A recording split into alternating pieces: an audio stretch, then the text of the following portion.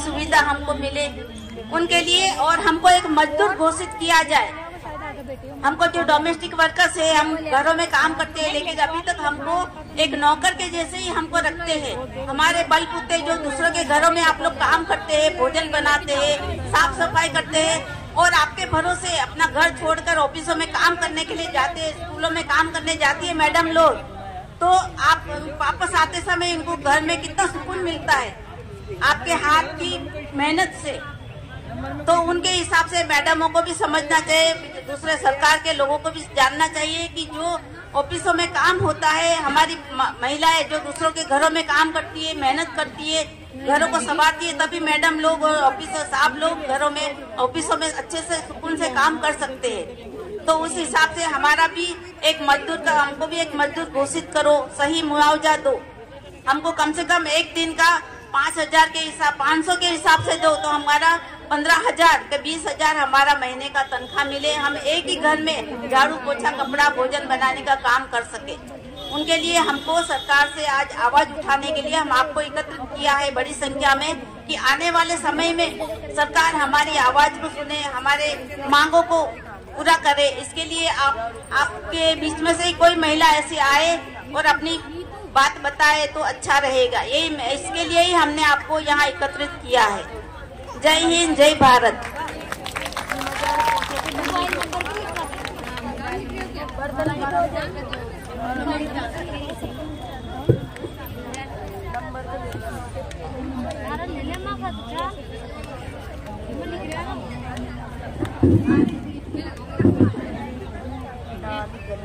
Hello, मजदूर एकता, हमारी एकता, नारी शक्ति, हम अपना अधिकार मांगते, कमाने वाला खाएगा, लूटने वाला जाएगा, नया जमाना आएगा। और नया जमाना कौन लाएगा? नया जमाना कौन लाएगा? इन भ्रष्टाचारियों से कौन लड़ेगा? कमाने वाला खाएगा, लूटने वाला जाएगा, नया जमाना। बहुत बहुत धन्यवाद। बहुत ही ध्यान से आप सुन रहे हैं आज की। बहुत ही मैं रियाना जी से निवेदन करूंगा कि जो संगठन आज आए हैं उनका एक परिचय करा दें और क्या काम कर रहे हैं, वर्तमान में क्या क्या आप द्वारा कार्य किए जा रहे हैं, उनका थोड़ा सा उल्लेख करें।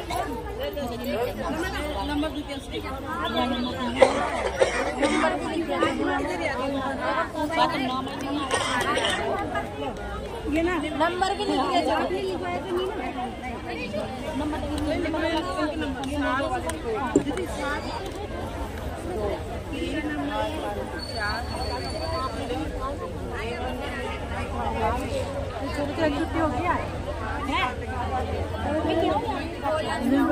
सभी जल्दी से बैठ जाए।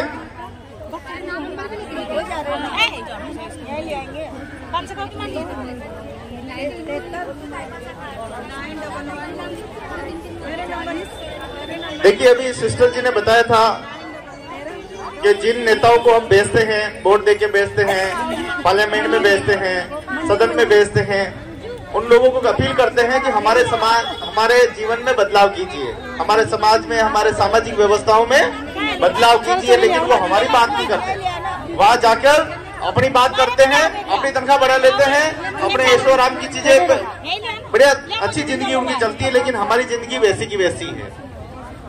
जब से देश आजाद हुआ है तब से हम अधिकारों की मांग कर रहे हैं। लगातार श्रम संगठन लगातार इन मांगों को कर रहा है।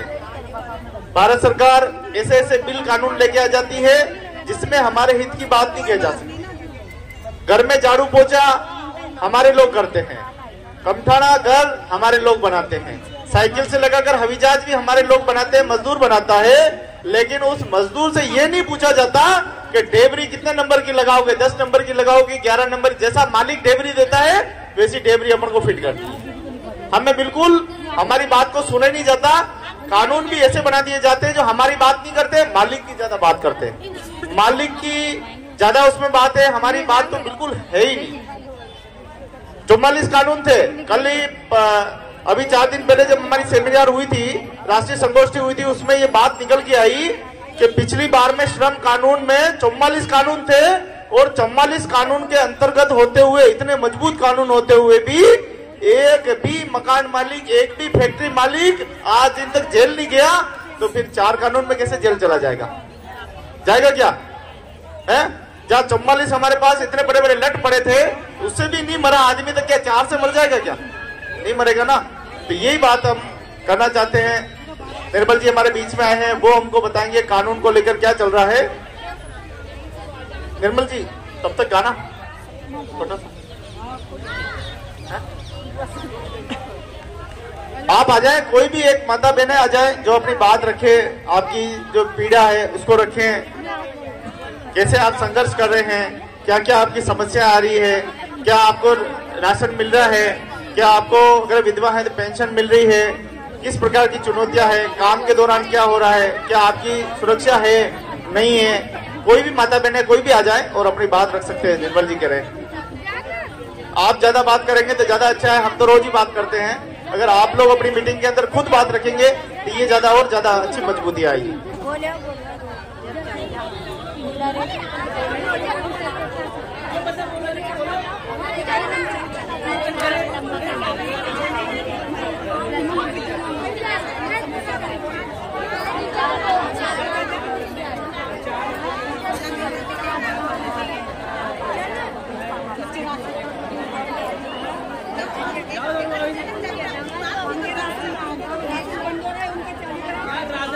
काम भी नहीं है और राशन भी नहीं मिलता हमें। जो समस्या हो रही है। मेरा नाम मीना है, कुमानपुरा बल्लभबाड़ी। काम भी नहीं है और राशन भी नहीं मिलता है, उन्हें राशन कार्ड बन रहे हैं। रेगुलर नहीं है, मिलता है तो कर लेते हैं, रेगुलर डेली। आप बताएं। मेरा नाम रेखा वर्मा है। सबको नमस्ते किया, नरेगा में जाते थे।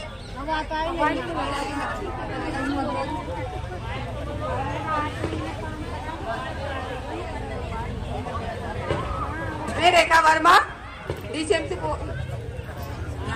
Indira Gandhi Nagar power house. हम नरेगा में काम किया है। हमने हमारे नरेगा के पैसे भी नहीं आए 1-2 महीने के, और नरेगा भी बंद होगी, इसलिए हम थोड़ा सा परेशानी में। इसलिए हमारा यही कहना है कि भाई हमारी नरेगा को आगे बढ़ाया जाए, या तो कोई हमारी मदद करो, कोई काम वाम की। देखो आप देखो, अभी बता रहे नरेगा में काम पे जाते, शहरी योजना जी चल रही है अपने यहाँ पे, उसमें काम पे जा रहे हैं, लेकिन पैसा कितना मिलता है उसमें पता है ना? कितने मिलते? 260 रुपए मिलते हैं। हाँ, 260 के आसपास ही मिलते हैं। दिन भर काम करने वाले को 260 रुपए, और एसी के कमरे में बैठा रहे उसको 1700, 1800, 2-2 हजार रुपए उसको मिलते हैं। हाँ, तो तनख्वाह देखो तो 1 लाख, 2 लाख, 3 लाख है ना। आओ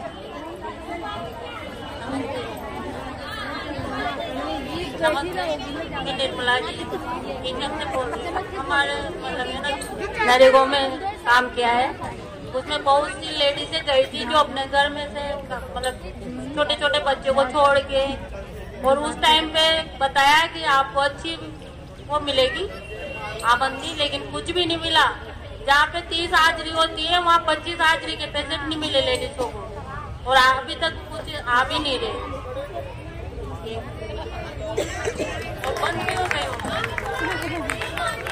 देखो कितनी समस्या है।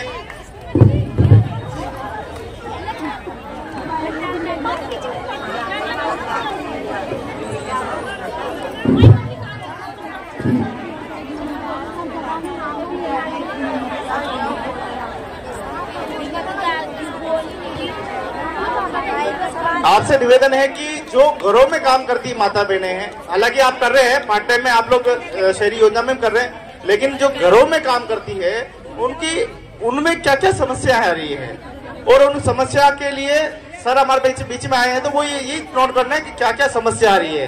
काम के दौरान क्या समस्या आ रही है, काम करते समय क्या परेशानी आ रही है, घर पे जाते समय क्या सुरक्षा हमारे को पूरी है, क्षेत्र में हमारी क्या समस्या है, राशन सुरक्षा, सामाजिक सुरक्षा क्या हमको मिल रही है, ये हमको बातें करनी है ताकि हम सरकार को भिजवा सके और उसका जो विज्ञापन है वो भी बनाना है हमको, है ना।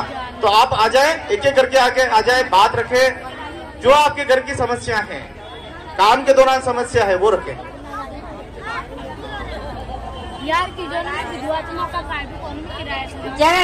जगन्नाथपुरा भवानी सिंह कोलोनी से बोल रहे और 1000 रुपये पेंशन मिली और एक लड़का ये छोटी सी उम्र में बचवा हुई और 3 बच्ची पाले मैंने और बच्चा भी अपंग हो गया और खाने का भी कुछ नहीं है। मैं मजदूरी करती हूँ, झाड़ा पोछा उनका पेट भरती, न कुछ भी न मिल, अपंग चाह गए बहुत ज्यादा, इसके काम न करते लॉकडाउन का साल भर पहले से रोजी न कमाई और 40 रुपये रोजी को सुबह देती हूँ, 7,000 रुपया कमा रही जिसने सब उनका 5 विवाह का खर्चा कैसे देखो रेबा की काफी है और कुछ भी नहीं है मेरे पास। भवानी कॉलोनी जगन्नाथपुर से आती हूँ। 40 रुपये रोजगार देते हैं, उसके किराए से 1-2 बच्चे पाल रहे हैं, 2 बच्चों को किराए पे मकानों में रहते कर रहे हैं, किराए के मकानों में किराया दे के बच्चे का पेट पाले। अब किराया दे बच्चों को पाले के और इनकी बोर्ड की टाइम पे तो सरकार बोर्ड के हाँ भाभी जी हाँ राम राम हाँ आना ये कहना, और जब हम कुछ कहने जाते हैं तो कुछ भी सवाल नहीं करते, हाँ बचाओ तो हमारे पास टाइम नहीं है, गरीबों में कोई वैल्यू ही नहीं है। मतलब झाड़ू पोछा भी करने जाते तो झाड़ू पोछा में भी क्या 2-3 हजार रुपये मिलते, तनख्वाह भी पूरी 2 छुट्टी करेंगे। अरे भाई जी बीमार क्या पड़ रही, रोजने छुट्टी करके बैठ जाते हो। जब इंसान की शक्ति नहीं रहेगी तो कैसे काम करेगा वो, फिर भी ये पैसे काट रही हूँ वो पैसे काट रही हूँ, काम मत से काम छोड़ देना, जब काम छोड़ के बैठ जाएंगे तो कैसे बच्चों को पालेंगे हम।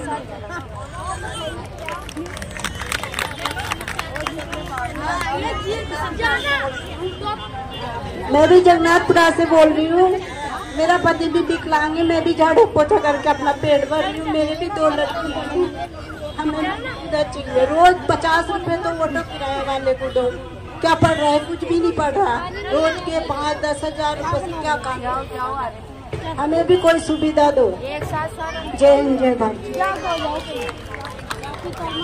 कितनी सारी समस्या है ना, वो आ जाए बेटा, आ जाए, जल्दी जल्दी आ जाओ, है ना। हाँ आ जाओ, बोलो।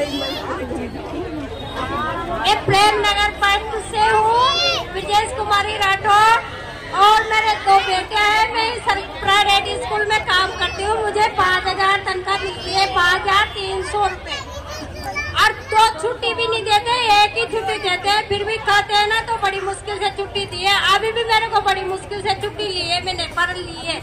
और मैं वो एकल नारी शक्ति संगठन में भी हूँ, उसमें 10 साल से जुड़ रही हूँ सर। मैं किसी मेला का काम भी करती हूँ और ये पालनार का भी काम करवाती हूँ सर। जय भारत जय।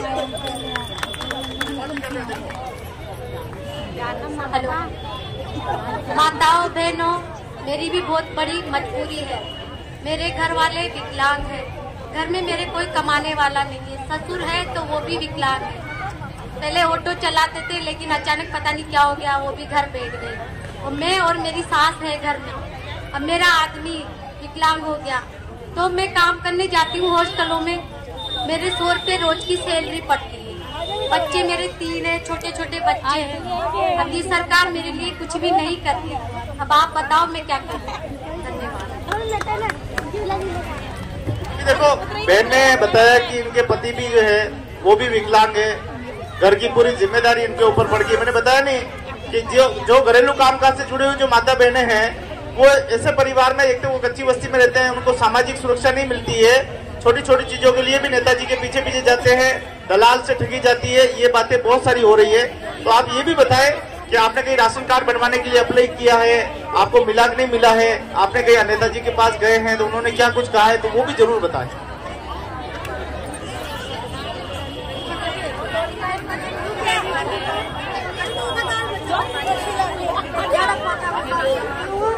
मेरे 100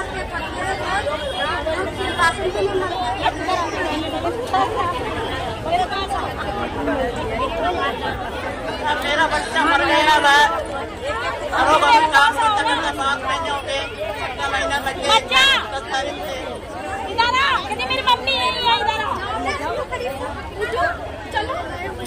नाम है इसका, उनके पड़ गया वहाँ पे वहाँ कीजिए, कुछ नहीं मिला मुझको, 50,000 भी सुविधा नहीं मिली। मैं बुढ़ी माँ हूँ, मेरा छोटा छोटा बच्चा है, एक बहू मर गई, छोटी सी पोती है मेरी, उनका गुजारा नहीं चल रहा है। मुझे कुछ न कुछ सुविधा दे मेरे बच्चा के लिए, मेरी बहू के लिए, छोटा छोटा पोता पोती है, बहू को पेंशन नहीं मिल रही, जावे तो छुटकारा लगा, कोई सुनाई नहीं कर रहा मतलब कुछ। एक बहू मर गई, एक बेटा मर गया, मैं बुढ़ी माँ खाना बनाती हूँ, झाड़ू पोछा करने जाती हूँ, कुछ हमको सुविधा तो चाहिए।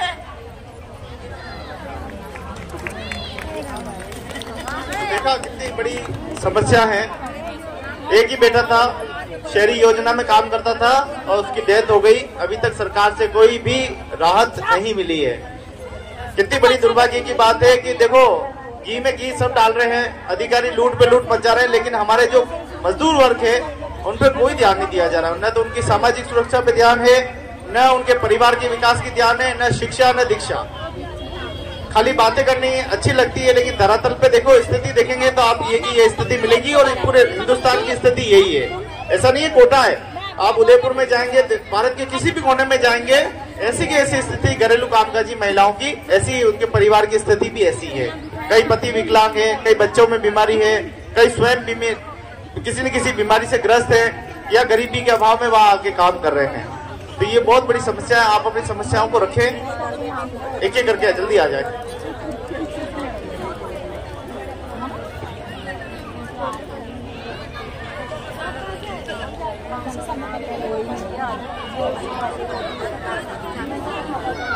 और हमारे नरेगा में एक भी पैसे नहीं है,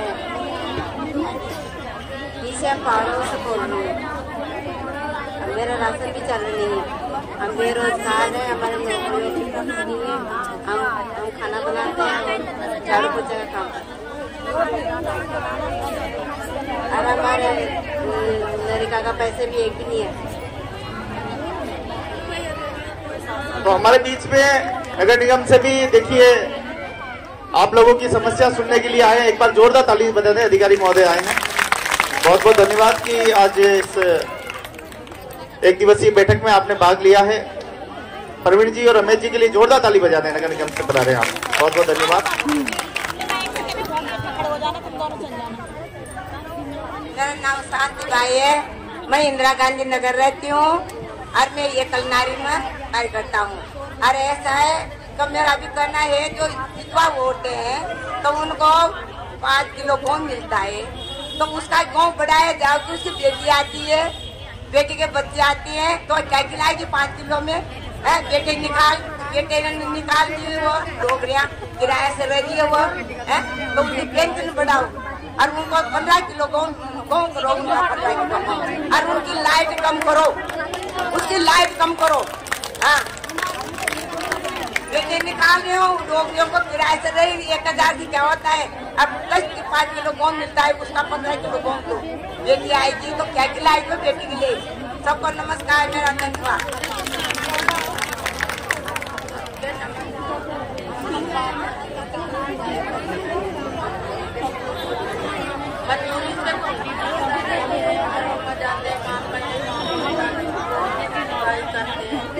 मजदूरी कर करके खाते, कुछ भी नहीं है। हम सब बाहर जाने के काम करते हैं, झोपड़ी में रहते हैं, सारा दिन काम करते का 200-150 का काम होता, साहब कुछ भी नहीं होती सुनवाई, न पट्टा न वट्टा। बहुत ही तो बहुत शांत हो गई। बच्चे हैं छोटे छोटे, आज बच्चों को कोई की नौकरी नहीं है, सब हम माली करते, कहाँ से घर खर्चा चले।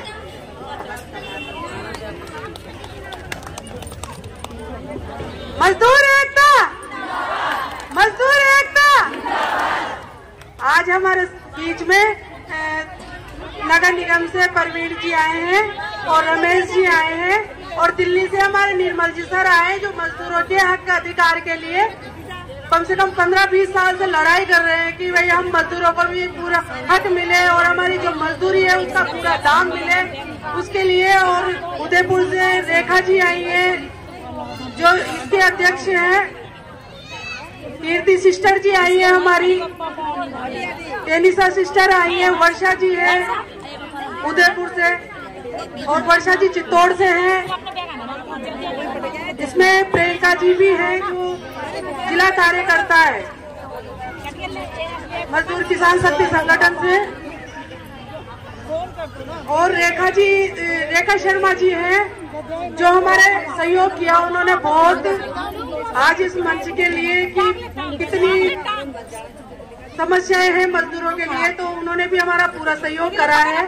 तो हम सबका स्वागत करते हैं इस मंच पर।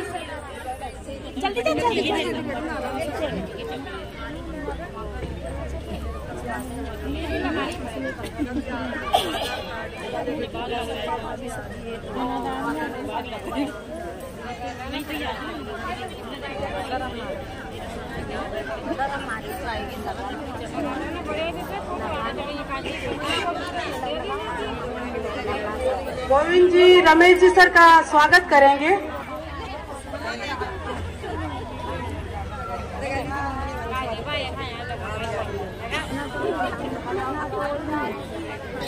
जुगनू भैया किधर हो आप?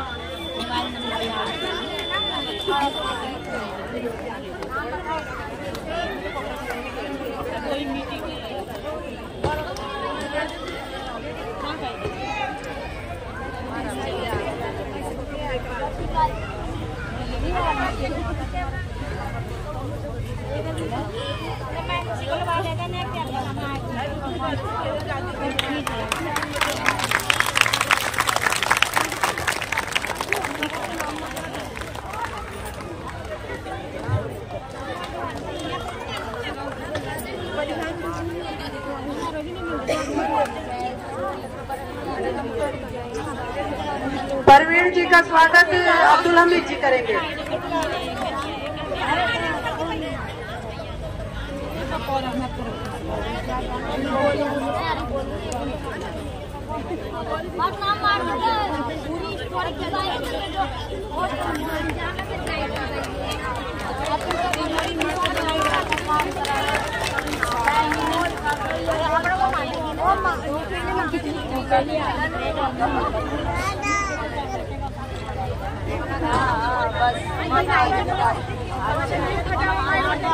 सर का स्वागत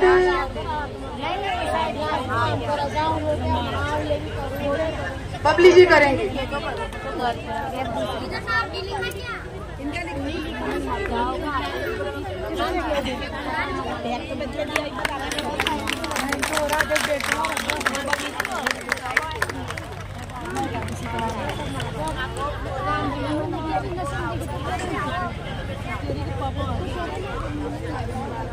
बबली जी आप जाइए, रेखा जी का स्वागत करिए।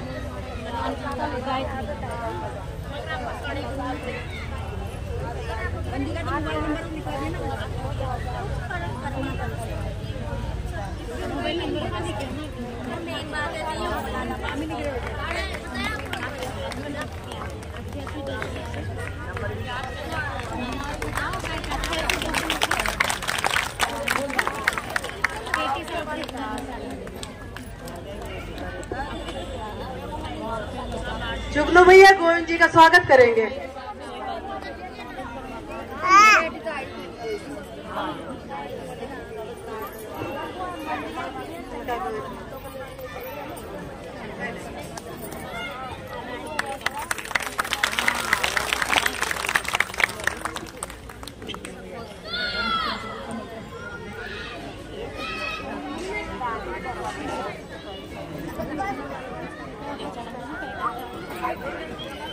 सिस्टर सुनीता जी का स्वागत वर्षा जी करेंगी।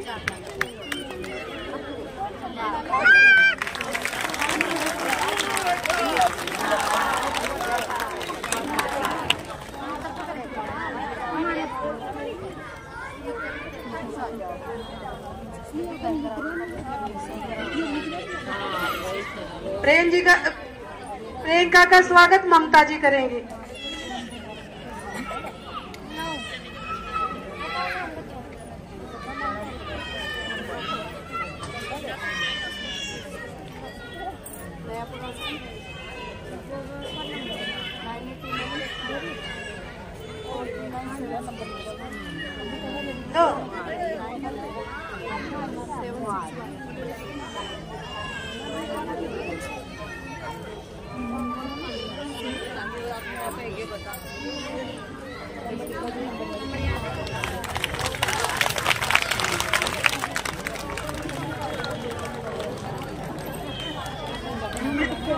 ब्रजेश जी एकल नारी संस्था में काम करती हैं, अध्यक्ष है प्रेम नगर से। उनका स्वागत रेखा सुमन करेगी।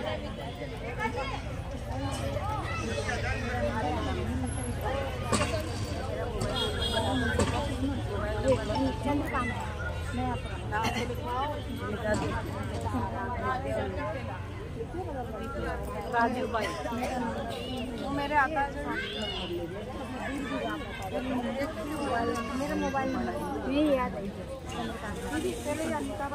मंजू नागर जी आए और इनका रेखा शर्मा का स्वागत करें। मंजू नागर।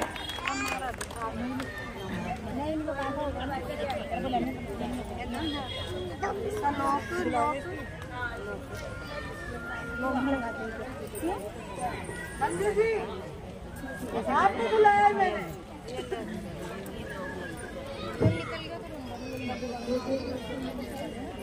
मेरा भी लोगों नंबर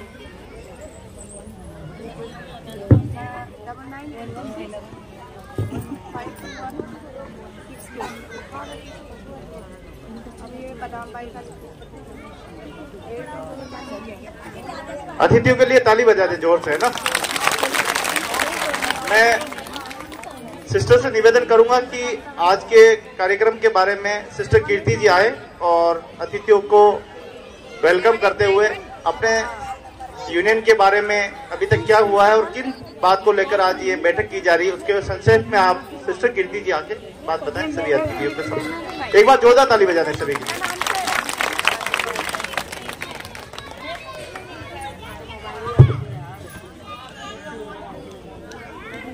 सबको नमस्ते, जय हिंद, जय भारत। आज का जो हमने यहाँ एक मंच जो बुलाया है आप लोगों को, जो घरों में काम करने वाली बाई लोगों के लिए है, जो राष्ट्रीय घरेलू महिला श्रमिक संगठन यूनियन हमारा जो उदयपुर, चित्तौड़ और कोटा में है, काफी महिलाएं हमारे साथ जुड़ी है और हमारा यूनियन के हिसाब से जो भी महिलाएं हमारे साथ जुड़ी है उनकी मांगे है कि हम जो घरों में दूसरों के घरों को संवारने के लिए जाती है, परिश्रम करती है, लेकिन सरकार ने अभी तक हमारे लिए हमको एक मजदूर घोषित नहीं किया है। 2012 में 14 में जो आईएलओ कन्वेंशन के हिसाब से घोषित किया था कि ऐसे डोमेस्टिक वर्कर्स जो घरों में काम करती है, इन महिलाओं के लिए भी कुछ कानून बनेगा और उनको भी मजदूर का दर्जा दिया जाएगा, लेकिन आज तक भी उसके लिए कोई काम नहीं किया है, कोई कानून नहीं बना है, कोई मजदूरी इनकी तय नहीं हुई है, उनको बहुत कम मजदूरी मिलती है। तो उन हिसाब से उनको सामाजिक सुरक्षा चाहिए, उनको घर चाहिए और इनको सही मजदूरी मिले, उसके लिए हम आज यहाँ आपके सामने यहाँ बुलाया है कि सरकार हमारी इस मांगों को स्वीकार करे, जाने कि हम इतने सारे मजदूर हैं जो हम दूसरों के घरों में काम करते हैं और हमारे काम के परिश्रम के हिसाब से वो लोग ऑफिसों में, स्कूलों में, बड़ी बड़ी जगह पर वो काम कर सकते हैं कि हम उनका एक दाहिना हाथ बनकर उनके घर को संवारते हैं, तभी वो स्कूलों में, घरों में, ऑफिसों में वो काम कर सकते हैं और अच्छी तनख्वाह ले सकते हैं। लेकिन वो उसके हिसाब से हमारी जो भाई लोग दूसरों के घरों में काम करती है उनकी कोई कीमत नहीं होती है, उनको तो बस एक नौकर के हिसाब से मानते हैं। लेकिन उनको चाहिए कि जो भाई लोगों के हिसाब से उनके घरों में जो सुकून मिलता है, साफ सफाई होती है और उनका आधा काम भाई लोग कर लेती है, तो उनके भी भाई लोगों को इनको समझना चाहिए, मैडमों को, घर के मालिकों को, कि हमारी भाई लोग जो हमारे घरों में काम करती है वो बहुत अच्छा काम करती है, हमारे एक हाथ बनकर करती है, तो उनका भी हमको सही तरह से उनको दाम देना चाहिए। लेकिन हम हमारी जो बहनें आप लोग बैठी है उनको भी, आपको भी डिमांड करनी चाहिए कि हम दूसरों के घरों में काम करती है तो हमारा भी मुआवजा, हमारी मजदूरी सही होनी चाहिए। तो हम यही मांग करते हैं सरकार से। आज के दिन हम ऐसे सभी 18 राज्यों में हम काम करते हैं, तो आज के दिन में सभी राज्यों में यही प्रोग्राम रखा गया है कि सभी डोमेस्टिक महिलाएं अपनी आवाज उठाए, सरकार तक जाए। अब जो नई सरकार आने वाली है उसके लिए हम आज तैयारी कर रहे हैं कि हमारी आवाज सरकार तक जाए। कोई भी सरकार हमारे बीच में आए, लेकिन हमारी महिलाओं का मुद्दा पर, 4 मुद्दे पर हमारी महिलाओं को आगे बढ़ाए और उनको लिए कानून बने, सामाजिक सुरक्षा मिले और सभी प्रकार के जो दूसरे मजदूरों को हक मिलता है उसी प्रकार हमारी महिलाओं को भी उनका सही हक मिले, उसके लिए हम प्रयत्न करते हैं। इसके लिए आज हम ये मंच हमने तैयार किया है और अतिथियों को भी बुलाया है कि वो अपनी बातें महिलाओं से सुने और महिलाओं को जो कुछ प्रोत्साहन दे कि आने वाले चुनाव में भी इनकी बातें रखा जाएगा कि नहीं रखा जाएगा, आप लोगों के लिए क्या किया जाएगा। इनके लिए हम जो नगर निगम से यहाँ पधारे हैं उनके लिए उनको मैं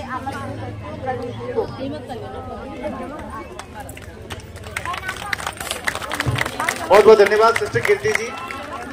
अब मैं उनको आवाज देने जा रहा हूँ।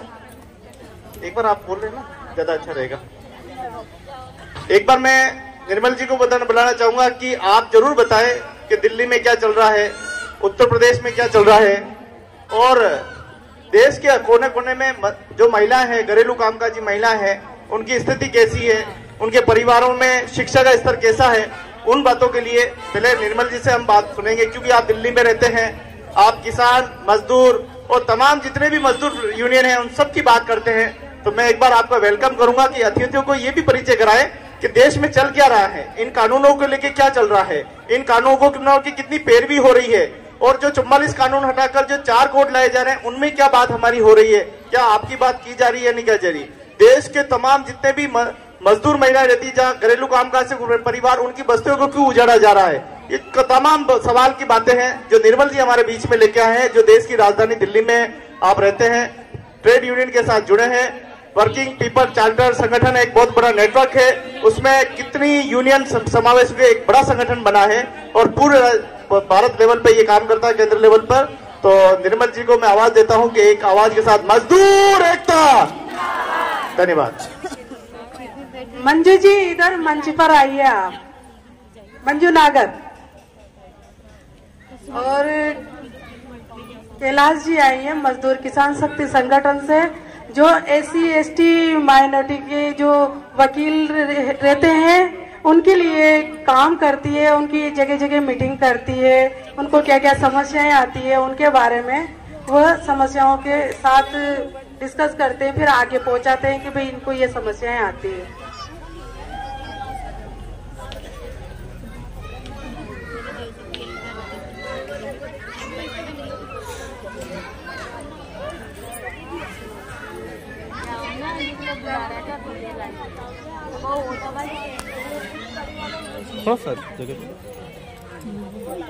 थोड़ी जगह छोड़ देना है। गजराज कंवर जी का स्वागत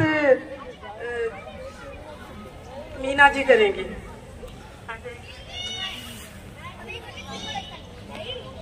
वो आपस में लेन देन करना, मीटिंग करना, अपनी सुख दुख की बारे में चर्चा करना, सरकार की कौन सी नई योजनाएं आ रही हैं उसका लाभ कैसे प्राप्त करें उस पर चर्चा करती हैं और सरकार के जो कर्मचारी अधिकारी है वो ग्रुप में आकर उसकी जानकारी देते हैं जिससे उनको लाभ प्राप्त कर सकती हैं। तो इस तरह स्वयं सहायता समूह से सरकार की जितनी भी योजनाएं हैं अपन जो चल रही है उसका लाभ अपन डायरेक्ट प्राप्त कर सकते हैं। इसके लिए 3 महीने तक उनको आपस में मीटिंग करना है, मीटिंग में अपने परिवार की स्थिति के बारे में सबको बताना है। 10 महिलाएं अपनी बताएंगी और जो महिलाएं आपस में मदद कर सकती हैं वो तो करेंगी सही, सरकार से क्या मदद प्राप्त हो सकती है उसके लिए भी वो सब मिलकर प्रयास करेंगे, क्योंकि एक महिला से पूरा प्रयास चल नहीं सकता, 10 चक्कर वो ऑफिस के नहीं काट सकती। तो 10 महिलाएं में से एक महिला अध्यक्ष बन जाती है, वो आके ऑफिस में बात कर सकती है, बैंक में जा सकती है और सरकार की जो अन्य डिपार्टमेंट है उनसे लाभ प्राप्त कर सकती है। तो सरकार की मंशा यही है प्रधानमंत्री मोदी जी की स्वयं सहायता समूह या इनके बड़े फेडरेशन जैसा आपका बना हुआ है उनके द्वारा योजनाओं का लाभ अंतिम महिला तक, गरीब महिला तक पहुंचे। तो इनको पहुंचाने के लिए अभी जो योजनाएं आ रही हैं, एक PM स्वनिधि योजना आपने नाम सुना होगा, ठेला खड़ी जो लगाते हैं, फल बेचते हैं, फुटकर व्यवसाय करते हैं, उनके लिए योजना है 10,000 रुपए का उनको प्रथम लोन मिलता है बहुत कम ब्याज पे और बिना गारंटी का है, सरकार उसकी गारंटी लेती है, आपको कोई गारंटी देनी नहीं है, उसमें केवल आधार कार्ड, मोबाइल और कोई एक एड्रेस प्रूफ, ये 3 चीज होती है। इससे फॉर्म भर जाता है, आपको तीसरे या हफ्ते भर में आपको लोन आपके अकाउंट में आ जाता है। उससे आप कुछ भी छोटा मोटा काम शुरू कर सकते हो और उसको जैसे चुका दोगे तो नेक्स्ट लोन ऑटोमेटिकली आपका जनरेट हो जाएगा 20,000 रुपए का। उसके लिए नया फॉर्म भरने की जरूरत नहीं है, कोई डॉक्यूमेंटेशन देने की जरूरत नहीं है। फिर 20,000 का जैसे चुकेगा ऑटोमेटिक आपको 50,000 का लोन जनरेट हो जाएगा। इसके साथ साथ ये तो है ही एक परिक्रमा, इसके साथ साथ एक 8 डिपार्टमेंट से भी आपका जुड़ाव हो जाएगा। 8 डिपार्टमेंट कौन कौन से हैं? जैसे लेबर डिपार्टमेंट, आपका डिपार्टमेंट, श्रम विभाग से जो सुविधाएं मिल रही हैं उससे वो मिलेंगी आपको, और आपका मेडिकल डिपार्टमेंट से जो सुविधाएं मिल रही हैं वो मिलेंगी। प्रधानमंत्री मातृ वंदन योजना है, उसका लाभ आपको मिलेगा। बैंक की सारी इंश्योरेंस स्कीम्स, बैंक की सारी सुविधाएं, जैसे बैंक में आपका खाता खुल गया तो आपको एक इंश्योरेंस भी मिले तो आपको उससे बैंक की फाइनेंशियल स्कीम्स ही आपको मिलेगी। ऐसे करके 8 डिपार्टमेंट्स के आप लाभ डायरेक्ट प्राप्त कर सकते हो पीएम स्वनिधि योजना से जुड़कर। उसके बाद एक अपनी योजना आई थी इंदिरा गांधी क्रेडिट कार्ड योजना, 50,000 रुपए का लोन का था। उसमें भी सरकार ही गारंटी ले रही है, उसकी सरकार ने उसको चालू किया है और आपको कोई गारंटी देनी है, बस mobile number, Jan Aadhaar card और ई श्रम कार्ड से आपका काम हो जाता है। इसके साथ अभी नई जो लेटेस्ट योजना आप लोगों के लिए शुरू करी है, कामगार लोगों के लिए, शिल्पकारों के लिए, प्रधानमंत्री विश्वकर्मा योजना, वो भी आप सीएससी से भरकर उसका लाभ प्राप्त कर सकते हैं। और लाभ प्राप्त करने के लिए मैं तरीका आपको बताया, पहले संगठन बना लो अपना 10-10 का संगठन बनाने से क्या है, आपको आने जाने में दिक्कत नहीं आएगी, एक दिन ही चल जाएगी, सारी जानकारी लेके आपको दे देगी। नहीं तो 10 की 10 महिलाएं इकट्ठी जाओगे, खर्चा भी आपका आने जाने का होगा, समय भी आपका खराब होगा। जहां आप काम कर रहे हो छोड़ के जाओगे तो वो आपकी उसकी मजदूरी काटेगा, तो मजदूरी भी नहीं कटे और अपना काम भी अच्छा हो जाए और संगठन से आपको आत्मविश्वास भी आएगा। ये तो हो गया 10 महिलाओं का संगठन। इसी प्रकार से 10 महिला का संगठन, एक संगठन बना, ऐसे 10 संगठन बन के बड़ा ग्रुप बन जाएगा, उसको बोलते हैं area level federation. Area level federation के लिए सरकार, केंद्र सरकार बहुत ध्यान दे रही है। यदि वो अच्छे से मीटिंग कर रही है, अपनी जरूरतों को सरकार के सामने रख रही है, अपने काम मांग रही है, तो वह काम के लिए भी लोन के लिए वो एरिया लेवल फेडरेशन को देते हैं लोन, और एरिया लेवल फेडरेशन नीचे एसएचजी को लोन देता है, वापस लेता है। तो इस तरह से उसका लेन देन एक छोटी मिनी बैंक की तरह चल जाता है। तो एक बड़ा बैंक आप खुद बना सकते हो, आपस में लेन देन कर सकते हो और सरकार की योजनाओं का लाभ डायरेक्टली प्राप्त कर सकते हो। सरकार की विभिन्न योजनाएं, जितने भी डिपार्टमेंट हैं जो आप लोगों के लिए बनी है, वो उसका लाभ आप तक पहुंच जाए, इसके लिए संगठन का बनाना बहुत जरूरी है। अपने यहाँ पर एसएचजी काफी बने हुए हैं, लेकिन उनमें जान फूंकनी पड़ती है, उनके पास मीटिंग करनी पड़ती है। वो छोटे से लाभ के लिए महिलाएं आपस में समूह को ब्रेक कर देती है। तो समूह को ब्रेक नहीं करना, तोड़ना नहीं, समूह को और आगे बढ़ाओ। आपस में जुड़ के रहोगे तो सरकार की सारी योजनाओं का लाभ आपको मिलता रहेगा। और जो सरकार की, जो केंद्र सरकार की योजना है वो भी आपको मिलेगी। अभी एक लखपति दीदी योजना, आपको ध्यान होगा, प्रधानमंत्री जी ने योजना का घोषणा की, लखपति दीदी। लखपति दीदी में क्या होता है, एक ड्रोन होता है, सरकार उसको ड्रोन देगी, और ड्रोन क्या करेगा, खेतों में जाके छिड़काव करता है दवाइयों का, कीटनाशकों का छिड़काव करता है, उसकी ट्रेनिंग भी वो लोग देते हैं। तो ऐसी बहुत सारी योजनाएं हैं जिसको अपन जान सकते हैं और जो करना चाहें आगे बढ़कर उसको लाभ प्राप्त कर सकते हैं। अभी हाल ही में थोड़े दिन पहले ही अमृत मित्र के नाम से योजना आई जलदाय विभाग की, अमृत मित्र। अमृत मित्र में क्या है कि जैसे नल के बिल है, इनको बांटना, ये बढ़ते नहीं है, हर घर में बढ़ जाए, मीटर की रीडिंग ले लें, वाटर की टेस्टिंग कर लें, तो उसके लिए भी आई है। लेकिन वो किसके लिए आई, एसएचजी के लिए। जो भी योजना आ रही है अब एकल महिला के लिए नहीं आ रही, महिला पहले एसएचजी से जुड़े फिर वो लाभ प्राप्त करे।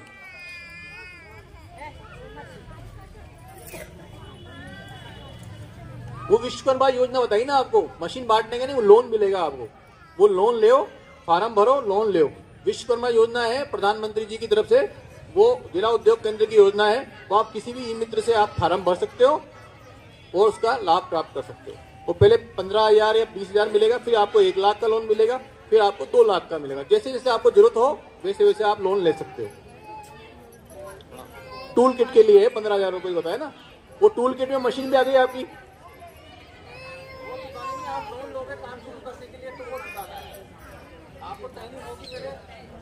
भाई आपको टूल किट के लिए वो लोन दे रहे हैं जो आपको वापस नहीं करने होते हैं। आप उसको लेने से पहले एक ट्रेनिंग आपकी वहां होगी कि आपको किस प्रकार काम करना है।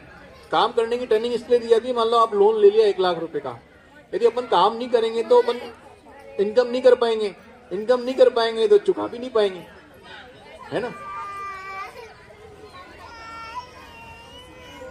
मिल जाएगा टूल किट में, सब आ जाएगा। 15,000 में सिलाई मशीन भी आ जाएगी आपकी, आ जाएगी ना, अच्छी मशीन आ जाएगी, ठीक है ना। लेकिन अपन ये सोचें कि सरकार से अपन को अनुदान न मिले, अपन को जो मिले अपन उसको अच्छा उपयोग करें और अपना तो पैसा बचाएं और बैंक को भी चुकाएं। तो चुकाने से क्या होगा, सरकार की स्कीम की जरूरत अपन को नहीं पड़ेगी, डायरेक्ट बैंक अपन को घर पे आके लोन देगा। क्योंकि बैंक का व्यवसाय है, जो लोग उसे अच्छा ब्याज देते हैं उसको तुरंत वो लोन चुका देते हैं, और जो लोग एक बार लोन ले लेते हैं और टाइम पे नहीं चुकाएंगे या नहीं देंगे तो फिर उसको दूसरी बार लोन देता नहीं है बैंक। तो बैंक से अपने संबंध अच्छे बनाए और आपस में चुकाते। धन्यवाद, बहुत बहुत धन्यवाद सर ने तमाम सरकार से मिलने वाली राज्य सरकार और केंद्र सरकार की दोनों की योजनाओं से आपको अवगत कराया है। मैं सर को इतना से कहना चाहूंगा कि देश में करीब 130 तरह के मजदूर काम करते हैं। कितने? 130 तरह के। उसमें मछली पालन वाले भी हो गए, जूता पॉलिश वाले भी हो गए, कामगार भी हो गए, घरेलू काम के। लेकिन अभी तक बोर्ड सिर्फ एक ही बना है, श्रम कल्याण मंडल का एक ही बोर्ड बना है, वो है BOCW, जो कि श्रम विभाग का बोर्ड है। अब आदमी मरता क्या नहीं करेगा, कोई दलाल आएगा कि साहब मैं आपका 3,000 में कार्ड बना दूंगा, तो बेचारे ये कि फायदा मिलेगा क्या, हाँ, तो वो चक्कर में आ जाते हैं।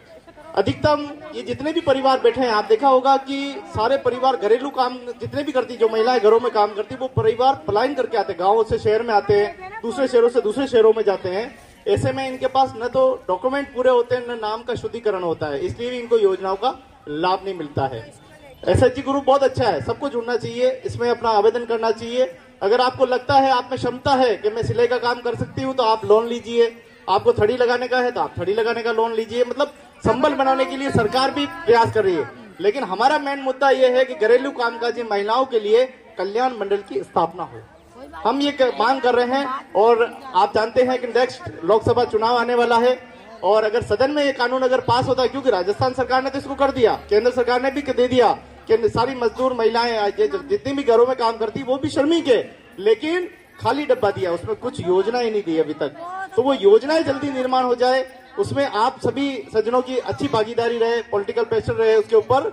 और इन महिलाएं, क्योंकि ये 1-2 महिलाएं नहीं है, देश में आज के समय 1 करोड़ से ज्यादा महिलाएं इस काम से जुड़ी हुई है।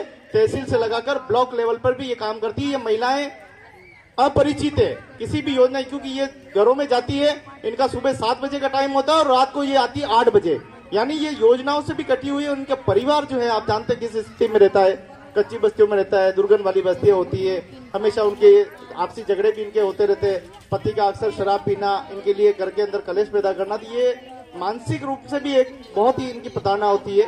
तो मैं चाहता हूं कि इनकी जो कल्याण मंडल है वो अगर एक बार स्थापना हो जाएगी तो हो सकता है इनके बच्चों की शिक्षा और स्वयं को भी ये सफल बनाने में पूरा प्रयास करेंगे।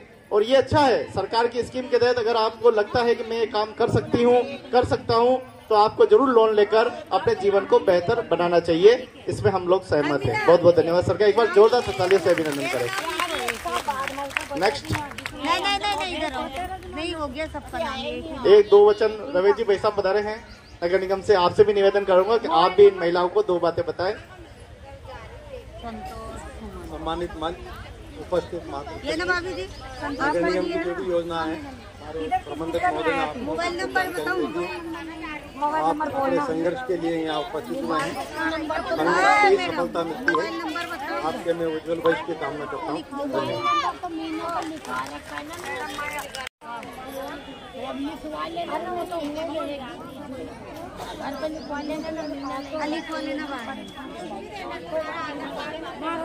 अच्छा, तो मैम आप आ जाए। नाम शुभ रेखा शर्मा जी के लिए जोरदार ताली बजाएं। धन्यवाद। सबसे पहले तो वंदे मातरम, वंदे मातरम। आवाज आनी चाहिए, इतनी नारी शक्ति बैठी हुई है, आवाज नहीं आ रही, क्या बात है। फिर मजदूर, आप कह रहे हो कि मजदूर संघ के लिए आवाज उठानी, तो कैसे उठाओगे आप लोग? बोलो वंदे मातरम। सबसे पहले तो मैं अपने मंचान से जो भी अतिथि आए हैं और हमारे परवीन जी और रमेश जी जो हमारे नगर निगम से आए हैं, उनका मैं दिल से आभार व्यक्त करती हूँ कि वो आज हमारे इस मंच पे आए हैं। तो इनके लिए सबसे पहले तो जोरदार ताली बजाई जाए, और जो भी आए हैं उनके लिए। और मैं अपने आप को बहुत ही अच्छा समझ रही हूँ कि आज मैं इस मंच पे हूँ और आप लोगों के सामने मुझे कुछ बोलने का मौका मिला है। तो मेरा नाम रेखा शर्मा है और मैं महिलाओं के लिए ही कार्य करती हूँ। जैसे कि मेरा सर ने बताया है, परवीन जी सर ने, कि मैं SHG वगैरह बनाती हूँ और मेरा खुद का भी एक संगठन है जिसमें मैं महिलाओं के लिए कार्य कर रही हूँ। जैसे अभी गवर्नमेंट की, सरकार की बहुत सारी अभी योजनाएं आई हैं और सरकार हमें बहुत सारे लाभ भी दे रही है। तो मैं ये चाहती हूँ कि प्रत्येक, अभी बहुत सारे कैंप लगे हैं जिसमें महिलाओं के लिए बहुत सारी योजनाएं, जैसे 17 योजनाएं थी और 17 योजनाओं के फॉर्म वगैरह भी भरवाए हैं। तो महिलाएं, मैं चाहती हूँ कि ज्यादा से ज्यादा महिलाएं सरकारी योजनाओं के लाभ उठाएं और अपने आप को आत्मनिर्भर भी बनाएं। और जैसे सर ने बताया कि मैं स्वयं सहायता समूह बना के संगठन बनाती हूँ, तो ये महिलाएं स्वयं सहायता समूह में जुड़ेगी तो आगे सरकार से उनको और भी फायदे मिलेंगे और इसके अलावा अपने आप को आगे मजबूत और आत्मनिर्भर बना सकेगी। तो बस यही मैं इतना सा कहना चाह रही हूँ कि महिलाएं ज्यादा से ज्यादा जुड़े और अपने आप को आगे बढ़ाएं। धन्यवाद। बहुत बहुत धन्यवाद शर्मा मैडम। ये घरेलू कामगार कौन है, सबसे पहले ये समझना होगा। ये वो महिलाएं हैं, अपेक्षित है, पीड़ित है। ये सुबह आप देखेंगे, सुबह 4 बजे इनका उठना होता है, स्वयं का बच्चों का नाश्ता कराना, उनको स्कूल भेजना, पति को तैयार करना और उसके बाद उनको टिफिन देना, उसके बाद अपने काम पे जाना, दिन भर वहाँ काम करना, 7 बजे के बाद छुट्टी करके आना, फिर शाम को वही घर की साफ सफाई करना, खाना बनाना, भोजन बनाना और उसको काम को करते करते रात की 12 बज जाती है। ये वो महिलाएं हैं जो सिर्फ 4 घंटे आराम करती है। कितनी? 4 घंटे आराम करती है और दिन भर कोई न कोई टेंशन इनके सर पर रहती है।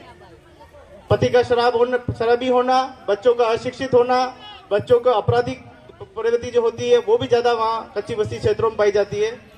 कुल मिलाकर पूरी समस्याओं से ये महिलाएं घिरी होती है। कोई मिल जाता है कि आपको सरकार के ये लाभ मिल रहा है, उसको पता है कि ये लाभ मैं भर भी नहीं पाऊंगी, मेरा पति ऐसा है, परिवार की स्थिति ऐसी है, मैं कर भी नहीं पाऊंगी इस काम को। जहाँ काम करती है वहां पर भी कोई सुरक्षा नहीं है, ना वहाँ टॉयलेट उपयोग करने दिया जाता है, न समय पे उसको कोई वेतन मिलता, न कोई वेतन निर्धारित है। वेतन निर्धारित है तो उसमें भी मकान मालिक कहता है तू इतने में कर रही तो ठीक है, नहीं तो कल दूसरी भाई को बुला लूंगा। तो क्या ना मरता क्या नहीं करता, मजबूरी में काम करना ही पड़ता है। इसीलिए हम मांग कर रहे हैं कि घरेलू कामकाजी महिलाओं के लिए बोर्ड की स्थापना अगर हो जाए ना, तो ये महिलाओं के जीवन में विकास का काम करेगी और इनका भी परिवार अच्छा होगा। प्रमुख मांग यही है कि महिला कामगारों के लिए बोर्ड की स्थापना। अगली कड़ी में मैं आवाज दे रहा हूँ, पहले बहनों का, आपका। चलिए, अब जिनको आवाज देनी है पूरे देश में, निर्मल जी अग्नि एक नाम ही है जो पूरे देश में माता बहनों की, मजदूरों की, किसानों की, बच्चों की, तमाम मजदूर ट्रेड यूनियन की बात करते हैं। ऐसे हमारे मजदूर नेता निर्मल जी अग्नि को मैं आवाज दे रहा हूँ, आए और हमारे संगठन का परिचय कराए और पूरे देश में मजदूरों की हालत और खास करके घरेलू कामगारों की स्थिति क्या, उसके ऊपर आप संदर्भ प्रदान करें। मजदूर एकता।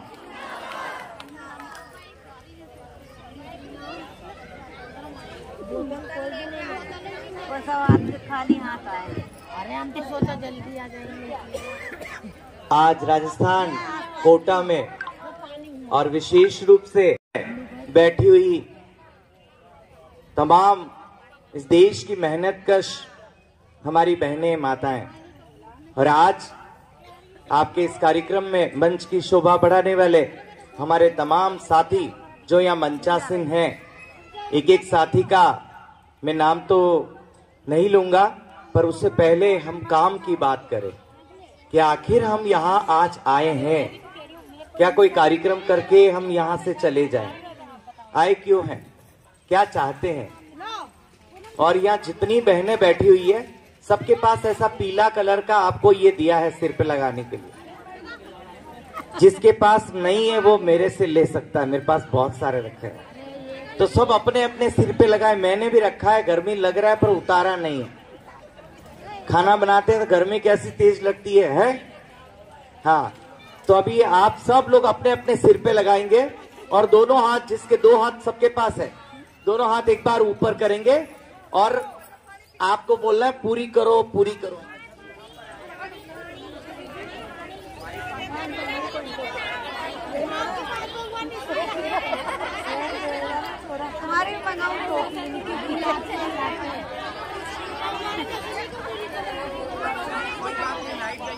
आप एक बार शांत होके, आवाज आ रही है पीछे?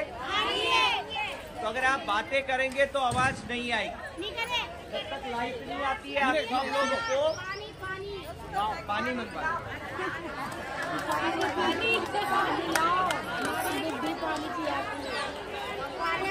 आपका नगर निगम यहाँ पर मौजूद है। एक टोपी दे दो अंकल जी का, इसको भी लगा लेंगे। भैया एक टोपी। आप बोलेंगे पूरी करो, पूरी करो। ये टोपे वापस देके जाना, फिर अगली मीटिंग में काम आएगी। हमारी मांगे पूरी करो। ये आपका जो ऊपर पर्दा लगा है, ये आपको भी आवाज नहीं चाहिए। जोर से हमारी मांगे पूरी करो। 2 बार पूरी करो जोर से। हमारी मांगे पूरी करो, पूरी करो। हमारी मांगे पूरी करो। घरेलू कामगार की मांगे पूरी करो, पूरी करो। डोमेस्टिक वर्कर की मांगे पूरी करो, पूरी करो। अब एक बार नारा देंगे जोर से। वो नारा है 1000 से कम मजदूरी। आप बोलोगे नहीं चलेगी, नहीं चलेगी। और ये जो 1-2 महिलाएं बीच बीच में बात कर रही है, कान में आवाज आ रही है, तो बात नहीं करना है, अभी काम का काम बात करना है। बहन जी, 1000 से कम मजदूरी नहीं चलेगी, नहीं चलेगी। तो हाथ खड़ा नहीं कर रहा है उसको नहीं मिलेगी। 1000 से कम मजदूरी नहीं चलेगी, नहीं चलेगी। अरे मूर्ख बनाना बंद करो, बंद करो, बंद करो। घरेलू कामगारों को न्याय दो, न्याय दो, न्याय दो। जोर से घरेलू कामगारों को न्याय दो, न्याय दो, न्याय दो। घरेलू कामगारों को न्याय दो, न्याय दो, न्याय दो।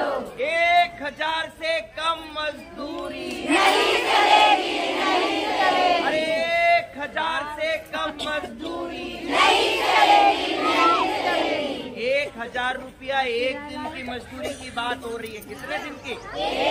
अब आवाज कैसी आती है देखिए आप बताइए।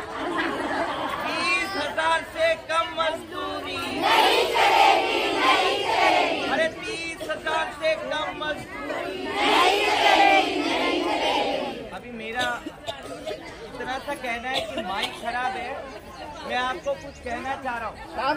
तो इतना दूर से आपके बीच में आया हूँ तो थोड़ा ध्यान से सुनना है। पहले चुप हो जाएंगे, आपस में सहेली को बतलाएंगे नहीं और बात नहीं करेंगे तो समझ में आएगा, नहीं तो मैं तो ताली बजा के मैं भी बैठूंगा। सुनना है आपको तो ध्यान से। अभी आज हम इकट्ठा हुए हैं और आप देख रहे हैं इधर बैनर लगा है राष्ट्रीय घरेलू महिला श्रमिक संगठन। ये संगठन आप लोगों ने मिलके बनाया, इधर कुछ नहीं था। ये आप सारे जितने कामगार बहनें हैं वो सारी इकट्ठी हुई, 1 हुई, 2 हुई, 100 हुई, 500 हुई। ऐसे राजस्थान के अंदर हजारों बहनों को जोड़कर संगठन बनाया जा रहा है और घरेलू कामगार को लेकर इस प्रकार से हम लोग अपनी मांगों को बनाएं, अपने मेहनत कश का चार्टर तैयार करें, हमारा एक मांग पत्र तैयार हो। इसके लिए सरकार के सामने जाने के लिए कि हमको क्या क्या चाहिए। अभी बहुत सारी बहनें इधर माइक पे आई, एक बहन ने बोला कि मुझे 5 किलो की जगह 15 किलो राशन चाहिए। एक बहन आके बोली कि मैं एकल नारी हूँ, घर में कमाने वाला कोई नहीं है, मैं कहीं जाके काम करती हूँ तब कहीं 1500 रुपए लेके आती हूँ। 1500 रुपए एक दिन का नहीं मिल रहा है, एक महीने का मिल रहा है। तो आज अगर एक महिला अगर कमाने के लिए जा रही है और पूरे महीने काम करने के बाद वो 1500 रुपए लेके आ रही है, तो एक दिन की तनख्वाह कितनी पड़ रही है, आपको समझ में आ रहा है? तो आज हम जितनी यहाँ पर बहनें बैठी हैं, उन सबके मेहनत का मोल क्या है? बता मेरे यार, मेरे काम का दाम क्या भाई? हमारे काम का दाम जो है वो दाम, हमारे काम का जो दाम है वो इधर राजस्थान के बेर के दाम से भी कम है। अब आंक लो आप मजदूरों की राजस्थान में हालत क्या है। आप जिन खट्टे मीठे बेरों को खाती हो, कभी राजस्थान में शबरी के गीत गाती हो कि उन्होंने बेर खिलाए राम को, वो बेर भी बाजार में महंगे मिल रही है और तुम्हारे मेहनत का मोल जो कपड़े धोने के लिए, रोटी बनाने के लिए मालिक के वहां जाकर पूरी सेवाएं देती हो, अपनी जिंदगी लगा रही हो। डॉक्टर रिटायर होता है, पेंशन पाता है हजारों हजारों लाखों लाखों रुपए की। मास्टर रिटायर होता है, लाखों रुपए की पेंशन पाता है। इंजीनियर रिटायर होता है, लाखों रुपए की पेंशन पाता है। और आप अपनी जिंदगी में कभी रिटायर होती नहीं हो, आप तो डायरेक्ट खाली ऊपर ही चली जाती हो। और जब ऊपर भी जाती हो और जब मुर्दा घर में पड़ा होता है, कफन के लिए भी कर्जा लाके उसका दाह संस्कार कराना पड़ता है। ये हालत है। अब ये सब बीमारी की जड़ क्या है? राजस्थान के अंदर तो एक बार एक सरकार आती है और दूसरी बार दूसरी आती है। जैसे दिन और रात चलता है कि नहीं चलता है, वैसी सरकारें आती है। दूसरे राज्यों के अंदर तो एक जैसा ही होता है, बहन जी बात नहीं करेंगे। दूसरे राज्यों में एक ही रंग चलता, पर यहां तो बदल बदल के कभी दिन तो कभी रात भी आ रहा है, कभी धूप तो कभी छांव भी आ रहा है। तो यहां तो ज्यादा विकास होना चाहिए। ये जो संगठन है महिला घरेलू कामगारों का संगठन, ये पिछले 5-10 साल से राजस्थान के अंदर दर दर पे जाकर दस्तक दे रहा है। हमारी बहन बैठी हुई है इधर, वर्षा जी बैठी हुई है?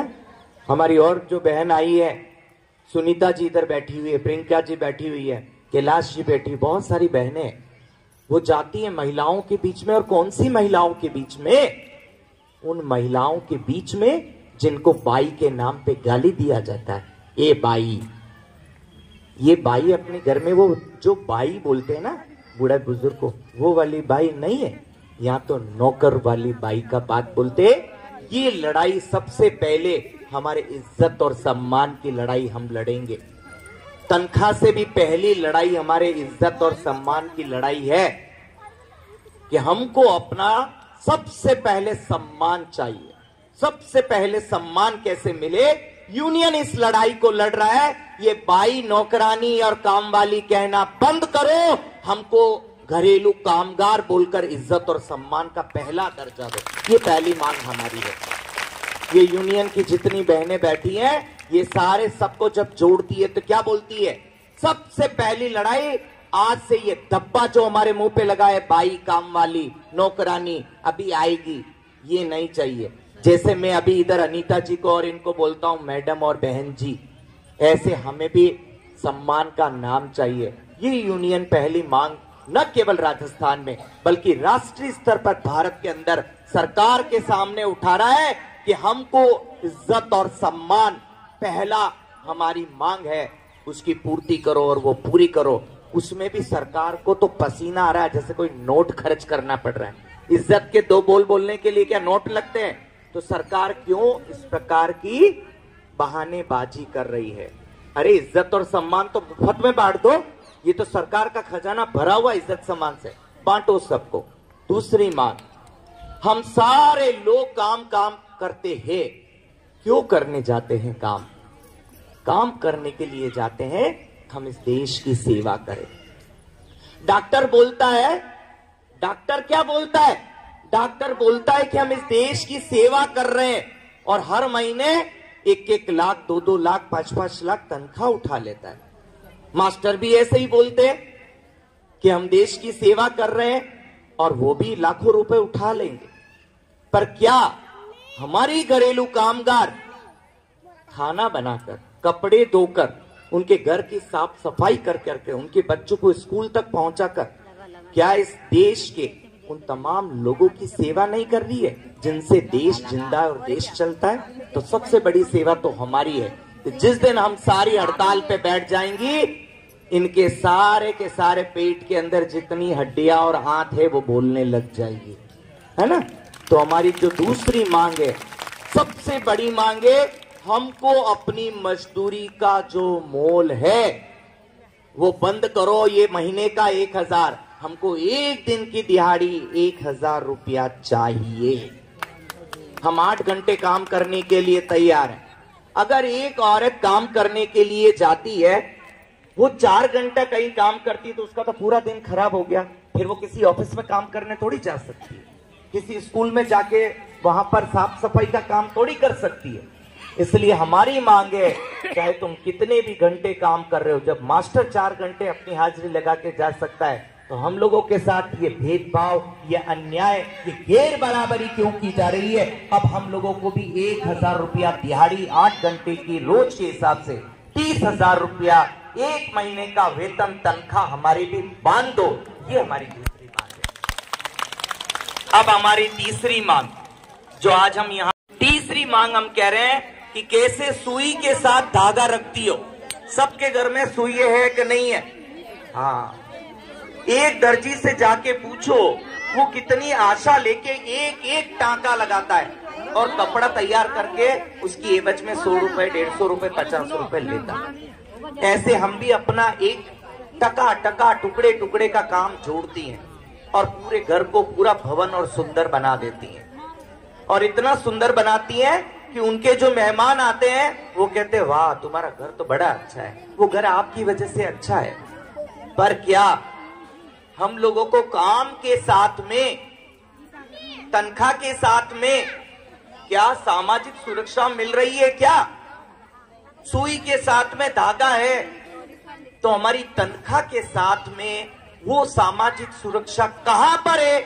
जब मैं गर्भवती होकर हॉस्पिटल में घर में बेड पे पड़ जाती हूँ, तब मेरी तनख्वाह का इंतजाम किधर है? तब तो काम करने नहीं जाती हूँ, कौन देगा पैसा? जब मैं बीमार होकर घर में पड़ जाती हूँ तो मेरे सामाजिक सुरक्षा का क्या प्रबंध है सरकार की तरफ से? जब किसी एक्सीडेंट हो गया, कोई घायल हो गया, उस स्थिति में सामाजिक सुरक्षा का क्या प्रबंध है? एक बहन इधर आके बोल रही थी कि हम बहुत सारी, ऐसे बोली थी कि हम बहुत सारी बूढ़ी महिलाएं हैं, बच्चे भी छोड़कर चले गए। बोला था, मैं सब ध्यान से सुना। अब ऐसी महिलाओं के लिए जिनकी उम्र ही 50-60 साल की हो गई, उनके पेंशन का क्या इंतजाम है? देश के अंदर पेंशन की व्यवस्था का सिस्टम है, योजना है, फिर भी हम घरेलू कामगारों के पास में वो योजना नहीं पहुंच रही है। और हमारी मांग सीधी है कि आपको जो पेंशन मिलती है, इधर राजस्थान में कितना पेंशन मिलता है बूढ़े आदमी को? जोर से 1000। तो अभी ये 1000 रुपए से तो आजकल राई और जीरा भी नहीं आ रहा। शरीर तो हमारा राजस्थान में ऊंट के नाम से जाना जाता है। राजस्थान को कहते ऊंट का नाम लेते राजस्थान। तो शरीर तो हमारा इतना बड़ा, और 1000 रुपए का तो इधर राजस्थान में आइसक्रीम और ये कुल्फी मिल रही है। तो हमको अब ये 1000 रुपए की पेंशन नहीं चाहिए। हमारी तनख्वाह 30,000 रुपए बांधने की बात कर रहे हैं। अब हमको पेंशन चाहिए 16,000 रुपए से ज्यादा। जितनी ज्यादा दे सकते हो उतनी पेंशन एक महीने की दो। ये हमारी तीसरी मांग है। और ये पेंशन किसको? बूढ़े लोग हैं उनको। ये पेंशन किसको? जो गर्भवती महिलाएं काम करने के लिए नहीं जा पाएंगी उनको। आपकी प्रधानमंत्री मातृत्व वंदना योजना, उसका पैसा हमारे कितनी महिलाओं के पास में पहुंचता है? 5-5, 6-6 हजार रुपया कहाँ हॉस्पिटलों में मिलना ही बंद हो गया है। योजनाएं तो भर भर के थैले में राजस्थान में, पर किधर जा रही है? घरेलू कामगार के पास में स्वास्थ्य की क्या सुविधाएं हैं? कैसे इन घरेलू कामगार महिलाओं को पीएफ मिले कि हम सब लोग काम करती हैं और काम करने के बाद एक ऐसा टाइम आता जब लोग रिटायर हो जाते हैं, चले जाते हैं, तो कहते हैं मेरे तो पीएफ का पैसा है। एक सरकार के मकमे में काम करने वाला जब रिटायर होता 50-60 साल के बाद, तो उसको तो बुढ़ापे में खूब आराम मिलता है क्योंकि पेंशन मिलती है। आपकी जिंदगी में बुढ़ापे में आराम है क्या? नहीं है। उनका तो बुढ़ापा आता, हमारे तो जवानी में ही हम लोग चलती बनती है। इतना हम क्यों? क्योंकि हम 2 जगह काम करने के लिए जाती हैं। तो हमारा मांग है कि हमारे लिए स्वास्थ्य की सेवाएं, हमारे लिए पीएफ का पैसा, ग्रेच्युटी का पैसा सामाजिक सुरक्षा के रूप में राजस्थान की सरकार हमको दे। ये हमारी 5वीं मांग है। सही है कि नहीं है? जोर से तालियां आनी चाहिए, तब लगेगा इधर कि हाँ ये हमारी मांग बन रही है। एक और मांग बताते कि हम सब लोग इधर काम करने के लिए जाते हैं, पर वो गोविंद भाई एक बात बोल के गए इधर, हम सब लोग उस परिवार से आते हैं जहां रोज 1 टके का रोटी का इंतजाम रोज काम करके करना पड़ता है, नहीं तो चूल्हा नहीं जलता। हम मजबूरी में कई अपने बच्चों को भी काम पर भेजने के लिए मजबूर हो जाते हैं। ऐसे में सरकार ने कानून बनाया बाल श्रम को किस प्रकार से रोका जाए। छोटे बच्चे जो काम करते हैं ना, 18 साल से छोटे, उसको कैसे रोका जाए। पर मैं यहाँ पर मंच पे खड़ा होकर राजस्थान के सरकार की निंदा करूंगा। ये पहला राजस्थान राज्य था जिसने बच्चों को काम पे लगाने के लिए एक बड़ा दरवाजा खोल दिया, और वो शर्मनाक, और पूरे देश ने इसकी निंदा की कि छोटे बच्चों को काम पे लगाना सरासर गलत है। चाहे कानून इसकी इजाजत देता है, पर मानवता के नाते हम सब बहनें इसको नहीं स्वीकारती है। 18 साल से छोटा बच्चा कहीं काम नहीं करता। आप सब हाथ खड़ा करके बताओ, सही है कि नहीं है? हमारे बच्चे काम पे जाने चाहिए या स्कूल में जाने चाहिए? जोर से, कहाँ जाने चाहिए? हमारे बच्चे काम पे जाने चाहिए या खेल के मैदान में खेलने चाहिए? खेल के मैदान में खेलने चाहिए। हमारे बच्चे जाके इधर झाड़ू पोछे का काम करेंगे, या हमारे बच्चे भी बड़ी बड़ी बिल्डिंगों में बैठ के ऑफिसरों की तरफ काम करेंगे? हम भी चाहते कि नहीं चाहते? चाहते हैं। ये बदलाव कब आएगा? जब ये सारी मांगे उधर अच्छा लिखा हुआ है, जो बहनें पढ़ी लिखी है वो पढ़ सकती है। इन मांगों को, मांग पत्र को लेकर आज आए हैं। आज हम आए इधर, हमने बहुत सारी राजनीतिक पार्टियों को भी इधर बुलाया, वो लोग पता नहीं इधर पहुंचे कि नहीं पहुंचे, इनमें बैठे हो। आज हम चाह रहे थे कि 2024 के अंदर इलेक्शन आने वाला है, चुनाव आने वाले, और इस 24 के अंदर फिर से भारत के ताज, सिर के ऊपर मुकुट किस पार्टी का बंधेगा? क्या वो पार्टी हम घरेलू कामगारों की बात को लेकर चर्चा करेगी, हमारे लिए कानून बनाएगी क्या? ये जो 5-7 मांगे हम आपके बीच में रखे हैं, इन मांगों को लेकर एक राष्ट्रीय कानून चाहिए। हमें क्या चाहिए? राष्ट्रीय कानून। जोर से दोनों हाथ ऊपर करके, हमें क्या चाहिए? क्या चाहिए? अगर हमें एक राष्ट्रीय कानून मिले तो जितने साथी लोग इधर आए हैं, हम एक राष्ट्रीय कानून बनाने की दिशा में कैसे आगे जाएं? अपने संगठन की तरफ से, अपने यहाँ प्रशासन की तरफ से, अपने सरकार की तरफ से, राजनीतिक पार्टियों की तरफ से, और हमारी मेहनतकश बहनों की तरफ से मांग पत्र बन के भारत की सरकार के पास जाएं और हमारे लिए राष्ट्रीय कानून बनाएं। आज हम लोग ये मांग करते हैं, इसलिए हम लोग इधर आए हैं। और मैं आज घरेलू कामगार संगठन के तमाम बहनों को बहुत धन्यवाद देता हूं कि आज आपने अपनी एकता को स्थापित करने के लिए इतनी बहनें एक साथ अपना सारा काम छोड़कर अपनी पहचान के लिए कि मेरी अपनी मजदूर के रूप में पहचान हो, मेरे काम का सही दाम हो और मेरे दाम के साथ में बुढ़ापे में मेरे आराम का भी प्रबंधन हो। ऐसे करने के लिए आज हम अपनी एकता इस जगह पर दिखा रहे। ऐसी एकता हमको सरकार के पास जाके, प्रशासनिक अधिकारियों के पास जाके भी दिखानी है, ताकि हमारे लिए एक राष्ट्रीय कानून बने और हम लोग जीत पाए। एक बार जोर से बोलेंगे, मैं बोलूंगा कमाने वाला, बोलेंगे खाएगा भाई खाएगा, और लूटने वाला जाएगा भाई जाएगा, और नया जमाना आएगा। जो सरकार हमारे घरेलू कामगारों की बात करेगी, हम अपना वोट भी उसी को देंगे, बाकी हम उनको नहीं देंगे। सही है कि नहीं है? तो जोर से, कमाने वाला, जोर से, हाथ ऊपर नहीं आए, कमाने वाला और लूटने वाला, अरे लूटने वाला, और नया जमाना, और नया जमाना। अभी मैंने आपको एक लाल कलर का आपको सबको झंडा दिया, हाँ, ऊपर करके इस झंडे को देखे किस किस के पास आया है, ऊपर करके। महिला एकता से पीछे नहीं आए क्या झंडे? चलिए, जिसके पास आए वो ऊपर करे। महिला एकता जिंदाबाद, दलित आदिवासी एकता जिंदाबाद, अल्पसंख्यक की ताकत जिंदाबाद, महिला की एकता जिंदाबाद, घरेलू कामगार की एकता जिंदाबाद, यूनियन की ताकत जिंदाबाद। चलिए, बहुत शुक्रिया, बहुत धन्यवाद। इस प्रकार की योजनाओं को निर्मित करें या घरेलू कामगारों को उन योजनाओं में शामिल करें, ताकि ये तमाम जो बहनें बैठी हुई है, ये समाज के अंतिम पायदान पर है, जो समाज के मुख्य धारा के साथ हम इनको जोड़ पाए, तभी हम आज के इस कार्यक्रम को सफल कह सकते हैं। बहुत शुक्रिया, बहुत धन्यवाद।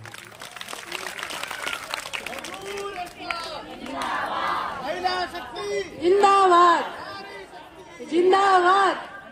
हमारे बीच में डॉक्टर हेमलता गांधी आई हैं, उनका स्वागत पूर्व पार्षद गोदावरी जी हैं, जो आकर करेंगी।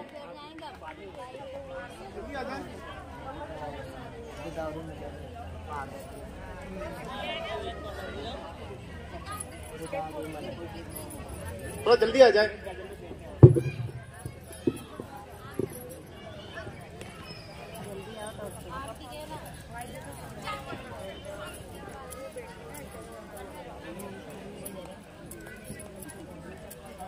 कहीं न कहीं आप देखें कि नगर निगम को लगता है कि इन बहनों के बीच में, इन माताओं के बीच में बहुत काम करने की आवश्यकता है। हमें आशा है कि नगर निगम इन माता बहनों की ओर से और बढ़िया काम करेगा। केंद्र सरकार, राज्य सरकार को आगे परेशानी भिजवाएंगे, ताकि आप लोगों के लिए जो छोटी छोटी समस्याएं हैं ये खत्म हो सके। बहुत बहुत धन्यवाद।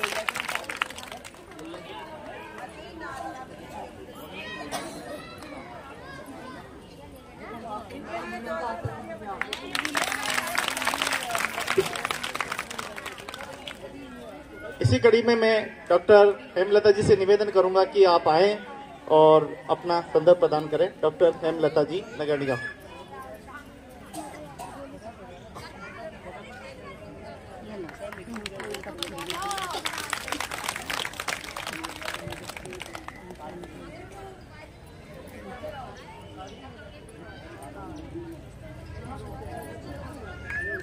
देखिए, रियाना जी का भी स्वागत, अभिनंदन और जोरदार ताली बजाएं। पिछले 1 महीने से लगातार तैयारी रियाना जी कर रहे थे और जुगनू भैया और पूरी टीम मिलकर तैयारी कर रही थी। इसीलिए आप सब पधारे और आप लोगों को वो बातें जानकारी मिली है जो कि राज्य सरकार, केंद्र सरकार, ब्लॉक स्तर पर जो भी जानकारी है वो आपको मिली। डॉक्टर हेमलता जी बता रहे।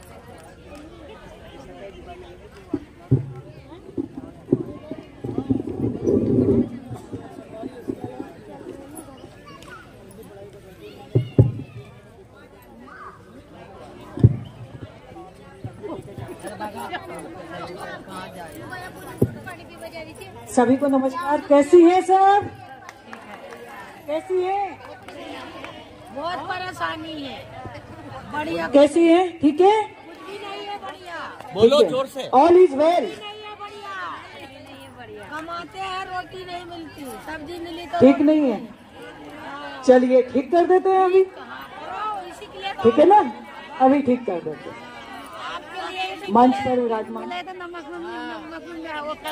पर विराजमान सभी मेरे साथीगण और सिस्टर कीर्ति जी, रेहाना जी, रेखा जी और उनकी जो बाहर से आई पूरी टीम और उपस्थित सभी घरेलू कामगार महिला संगठन की मातृशक्ति बहनें, आप सभी सबसे पहले में जो आप सभी करते हैं काम, हर एक महिला जो किसी न किसी रूप से अपने घरेलू काम के साथ साथ, अपने पारिवारिक काम के साथ साथ, अपने समाज के काम के साथ साथ बाहर भी कुछ काम करती है। एक काम ऐसा है जो सुबह सबसे पहले आपको जगाता है और सबसे लेट सोने को आपको जाने को मिलता है। घर में एक महिला ही एक ऐसी है जो सबसे पहले उठती है और सबसे लेट तक जगती है। हाँ हो ना? कोई ऐसा है परिवार का कोई ऐसा सदस्य जो इस चीज को डिनाई कर सकता है कि नहीं, मेरे घर में महिला सबसे पहले सोती है और मैं सबसे पहले उठता हूँ? कोई कह सकता है? यस, कोई नहीं कह सकता। यही नहीं, पूरे विश्व में कोई नहीं कह सकता है कि महिला ही एक ऐसी संपत्ति है परिवार की जो सबसे पहले जगती है और सबसे लेट सोती है और हर एक का ध्यान रखती है। लेकिन अब बात थोड़ी बदलाव की आ रही है। अब थोड़ा सिस्टम में चेंजेस आ रहा है।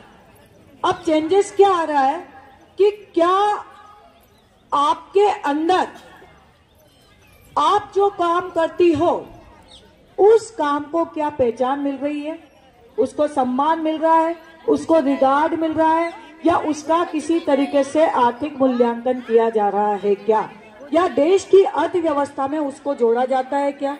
नहीं। इसीलिए आज ये तमाम बातें करने के लिए ही हम यहाँ इकट्ठे हुए हैं, आप सब इकट्ठी हुई हैं। मैं सिर्फ दो बात करूंगी आपसे कि अगर किसी भी परिवार में,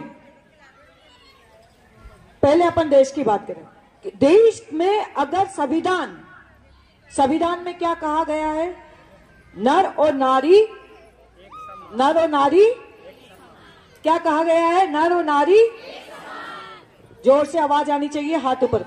नर और नारी बिल्कुल। किसमें कहा गया है ये? संविधान में, जिसको इंग्लिश में बोलते हैं कॉन्स्टिट्यूशन। और संविधान से ही देश की जितने भी विभाग, जितनी भी योजनाएं, जितने भी कार्यक्रम, जितनी भी स्कीम्स, जितने भी प्रोजेक्ट और जितने भी क्रियाकलाप संचालित होते हैं वो सारे किससे होते हैं? संविधान के अकॉर्डिंग। तो जब संविधान में बराबरी का दर्जा है, समानता का दर्जा है, एकता का दर्जा है, तो फिर ये विभाजन वाला काम किसने किया? किसने किया? कि भाई अगर हमारे घर में किसी भी महिला को खाना चाहिए और खाना वही खाना अगर होटल से आप रेडीमेड मंगाओगे, या हमारे घर की सफाई चाहिए वही सफाई के लिए आप बाहर वाले को किसी को बुलाओगे, या आपके घर में परिवार के बच्चों की, बुजुर्गों की देखरेख के लिए बाई चाहिए, वही बाई आप बाहर से मंगाओगे, तो आपको पैसा देना पड़ेगा या नहीं देना पड़ेगा? देना पड़ेगा, देना पड़ेगा, देना पड़ेगा। अगर वही काम अगर आपके घर की स्त्री, नारी, महिला, बेटी, पत्नी, बहू अगर कर रही है, तो क्या वो कमाई और बचत, दो तरीके की बात को बहुत ध्यान से समझना। आपका पति, मान लो इनका पति 20,000 रुपए महीना कमा रहा है, ठीक है? 20,000 रुपए महीना अगर इनके पति कमाते हैं और उसमें से उन सारी व्यवस्थाओं के लिए पैसा खर्च कर देते हैं, तो क्या बचत होगी क्या? अगर बाहर से वो सारी सुविधाएं लेंगे, लेकिन उनकी बदले ये सारा काम अगर घर का ये कर रही हैं, हर एक घर की सुई से लेके और बोलते हैं सुई से लेके बड़े से बड़ा काम अगर महिला कर रही है तो उसने पति के कमाई में बचत की या नहीं की।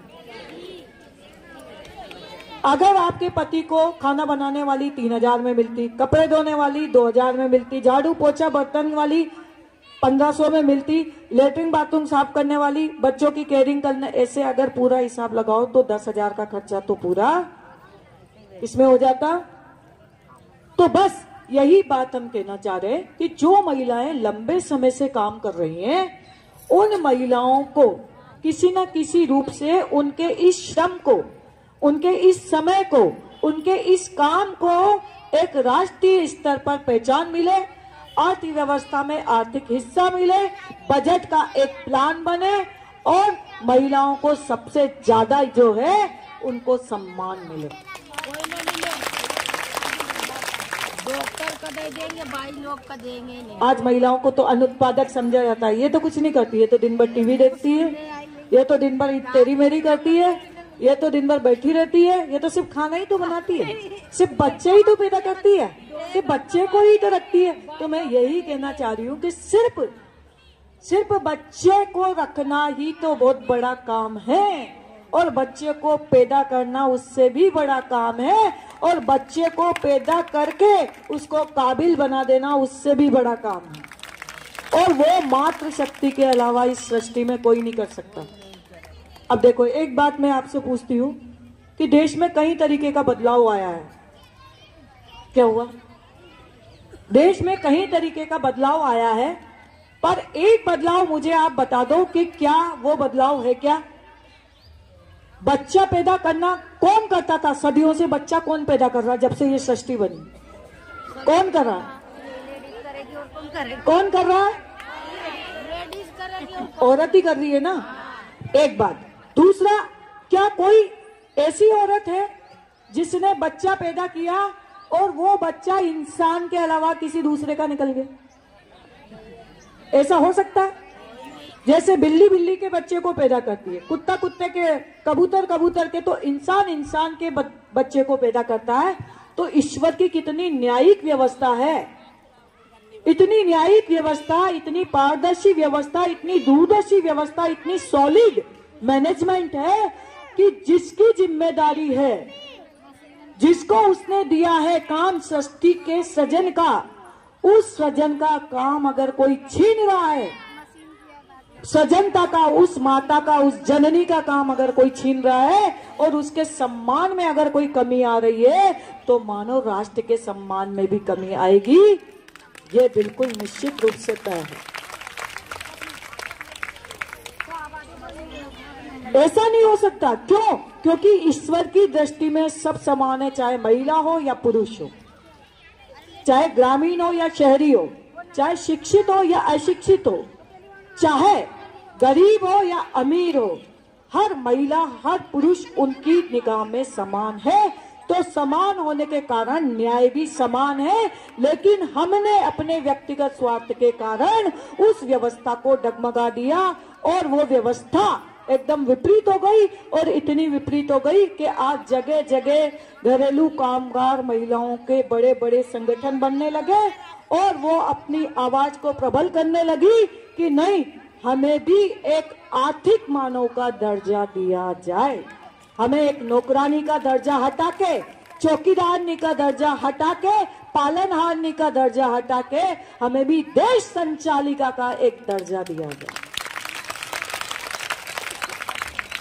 जो घर चला सकती है वो देश चला सकती है।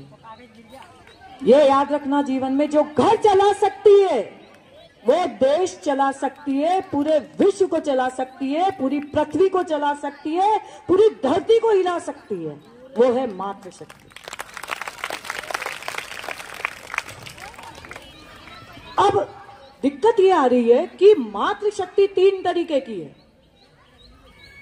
इसको सुनना, अगर मैं ज्यादा बोल रही हूं या कम करना है तो बता देना, है ना, मैटर ज्यादा।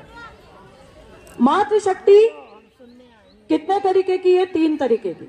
इसको ध्यान से सुनो। एक मातृशक्ति तो वो चाहे गांव में हो या शहर में, बहुत पढ़ी लिखी है, आत्मनिर्भर बन गई है, उसके पास जॉब भी है, पैसा आता है महीना, उसके पास नौकर चाकर भी है, लेकिन उसके पास विजन नहीं है कि मुझे अगर ईश्वर ने सब कुछ दे दिया तो मैं दूसरी महिलाओं के लिए स्पेस बनाऊं, उनके लिए जगह बनाऊं, उनके बारे में सोचूं और उनको भी आगे उठाऊं। उसको अपने बारे में सब पता है, लेकिन उसको दूसरों के बारे में, दूसरों को वो उठाना नहीं चाहती। दूसरी तरीके की महिला, दूसरी तरीके की महिला वो है कि गीता बाई इतना बढ़िया काम कर रही है। गीता बाई का तो बहुत नाम हो रहा है। रेखा जी, रेहाना जी तो बहुत बढ़िया काम कर रही है। ये बढ़िया काम कैसे कर सकती है? अगर ये बढ़िया काम करे तो पास वाले 2 और महिलाओं को खड़ा कर दो कि इनकी टांग खींच के नीचे बिठा देती है।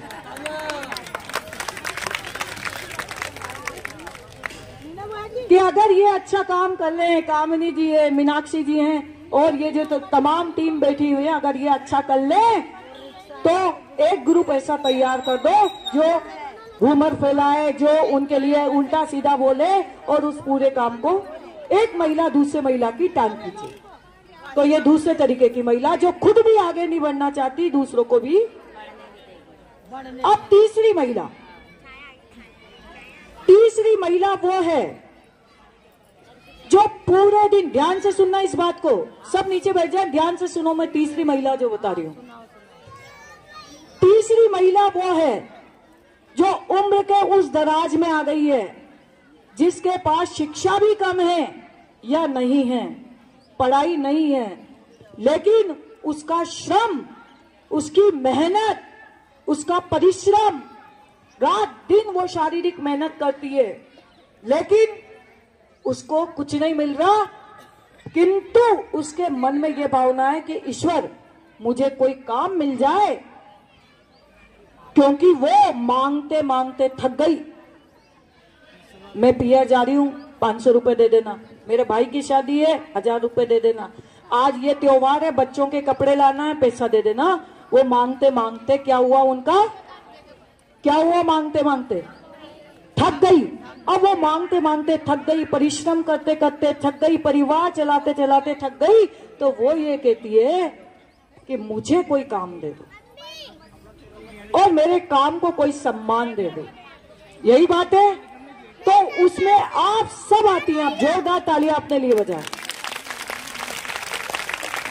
आप सब उन्हीं मातृशक्ति में आती हैं कि हम मेहनत करने को तैयार हैं, हम शारीरिक मेहनत करेंगे, हम हर तरीके की मेहनत करेंगे, लेकिन हमें कोई काम दे, कोई रोजगार दे, हमारा आर्थिक मूल्यांकन हो, तो उसमें आप हो और आपके साथ हम सब साथ हैं। आप सबके, ये जितने भी सब लोग बैठे हैं सब आपके साथ।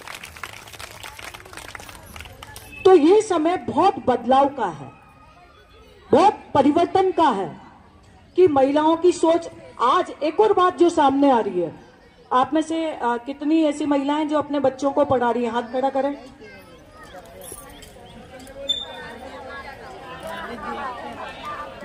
पढ़ा रहे हैं। अब बात को समझ लें कि आप में से हर एक महिला की बेटियां अगर पढ़ रही हैं, देखिए बदलाव बेटे के पढ़ने से नहीं आ रहा है, देश में बदलाव किसके पढ़ने से आ रहा है?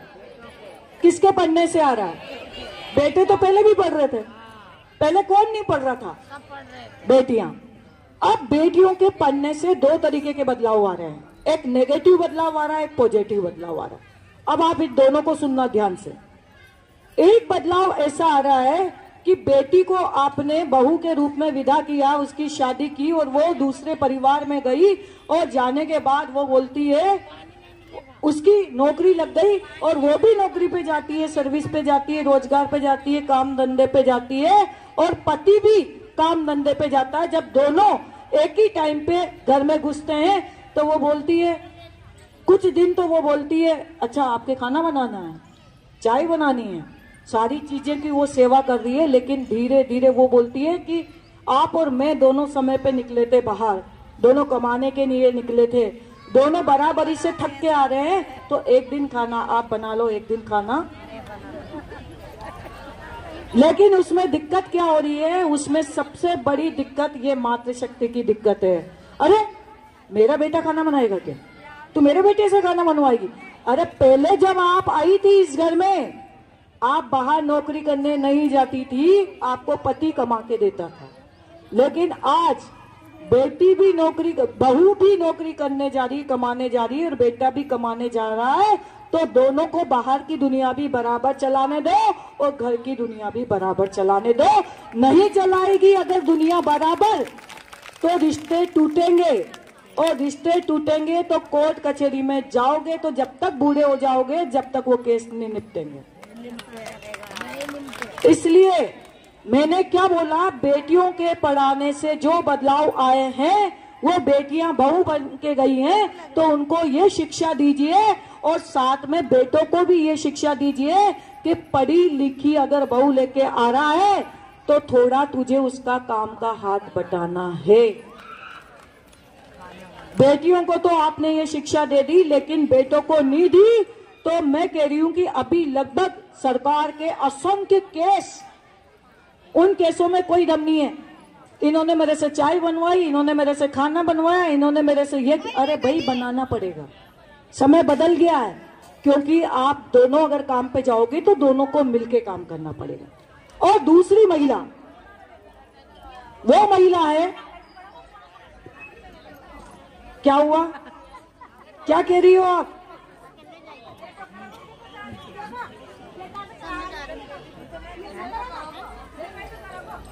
बेटे की बात चल रही है। ये तो इन्होंने तो जन्म दी है, पैदा कर दी है, अब दिक्कत आ रही है दूसरी पीढ़ी को। तो आपको सबसे बड़ा पार्ट ये पढ़ाना है कि बेटों को भी रसोई का काम सिखाओ। बेटी को तो सिखाना ही है, बेटे को भी सिखाओ, वरना आने वाले समय में जो परिवार बिगड़ रहे हैं वो ऐसे परिवार बिगड़ेंगे कि उसको कोई संभाल नहीं पाएगा। और ये सिर्फ बदलाव का समय है, आपको अपने दिमाग से बदलाव करना पड़ेगा। आपको सोचना पड़ेगा कि बहू बड़ी पढ़ी लिखी आ रही है तो मुझे बेटे को उसी तरीके से सपोर्ट करे। बेटा तू भी कर ले थोड़ा, वो सब्जी काट रही है, वो तू सब्जी काट दे तो वो फ्राई कर देगी, वो आटा लगा दिए तो तू बेल दे, चल वो बर्तन साफ कर दिए तो तू कपड़े जमा दे। ऐसे मिलजुल के इनको काम सिखाओ, तभी ये दुनिया आगे बढ़ेगी। नहीं अब नहीं तो आगे बढ़ने वाली नहीं है, लड़ाई झगड़े की दुनिया हो जाएगी सर। अशांति, जब घर में शांति नहीं है तो पैसा क्या करोगे आप? शिक्षा का क्या करोगे अगर घर में शांति नहीं है तो? आगे बात समझ में? इसके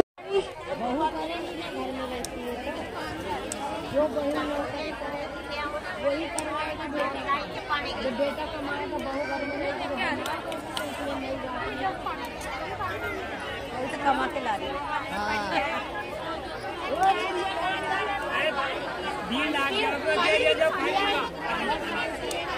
अरे पानी पीने जाना, पानी पीने जाना, क्वार्टर आ गए। चलिए हम बात कर रहे हैं, बस एक बात और करूंगी, मुझे पता है आपको भूख लग रही होगी, पानी की प्यास लग रही होगी। एक बार ताली बजा दे, हवा आ जाएगी।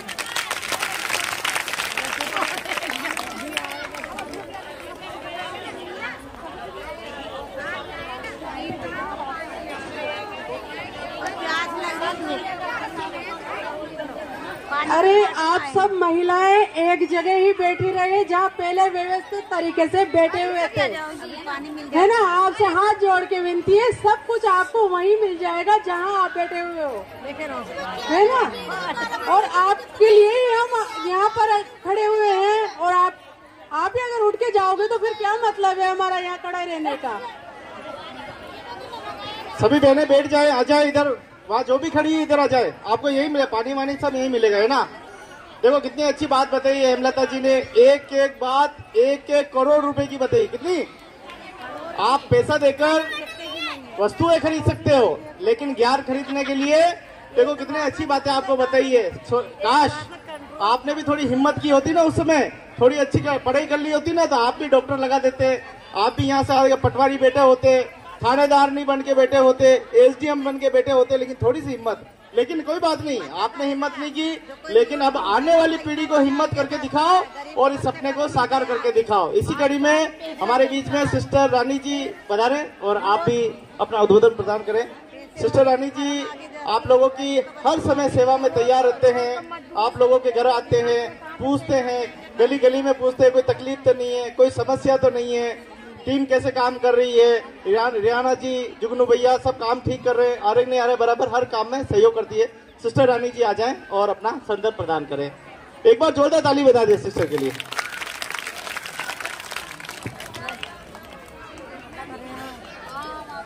सबको नमस्ते। थोड़े समय के लिए शांति बनाए रखें। तो आज का जो ये कार्यक्रम है, घरेलू कामगार मंच का प्रोग्राम का आयोजन किया गया है, उन सब के लिए आप लोग सब अपना समय निकाल कर आए हैं। आप सबको बहुत बहुत धन्यवाद। मैं सिस्टर रानी, हमारी तरफ से भी गरिमा परियोजना चलती है। हम लोग भी जो आप जैसी महिलाएं हैं, ये अनंतपुरा साइड में जो बस्ती है, उस बस्ती में हम लोग भी इन महिलाओं के उत्थान के लिए बहुत सारे कार्य कर रहे हैं, जिसके द्वारा हम लोग उनको स्किल डेवलपमेंट जैसे कि सिलाई का, ब्यूटी पार्लर, सिलाई और कंप्यूटर और ड्राइविंग, ये सब प्रशिक्षण हम लोग निःशुल्क में उनको प्रदान करते हैं। तो आप लोग बहुत सारे हमारे लिए नए लोग हैं, तो हम कोशिश करेंगे कि आने वाले समय में आप लोगों के साथ भी जुड़कर हमारी संस्था के द्वारा जो सद्भावना के द्वारा जो गरिमा परियोजना कोटा में चल रही है, उसके द्वारा आप लोग सबको भी हम हमारा सहयोग दें।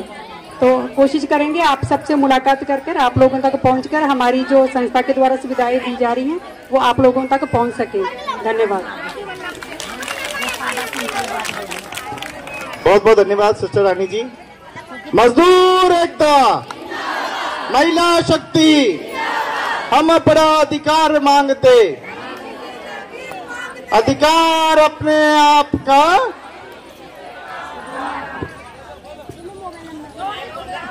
मजदूर एकता जिंदाबाद। सभी हाथ ऊपर करके, वो झंडा हाथ पे रखे, ऊपर रखे, झंडे जितने भी दिए लाल झंडे थोड़ा हाथ में रखे, ऊपर रखे और जोर से नारे लगाने है ना।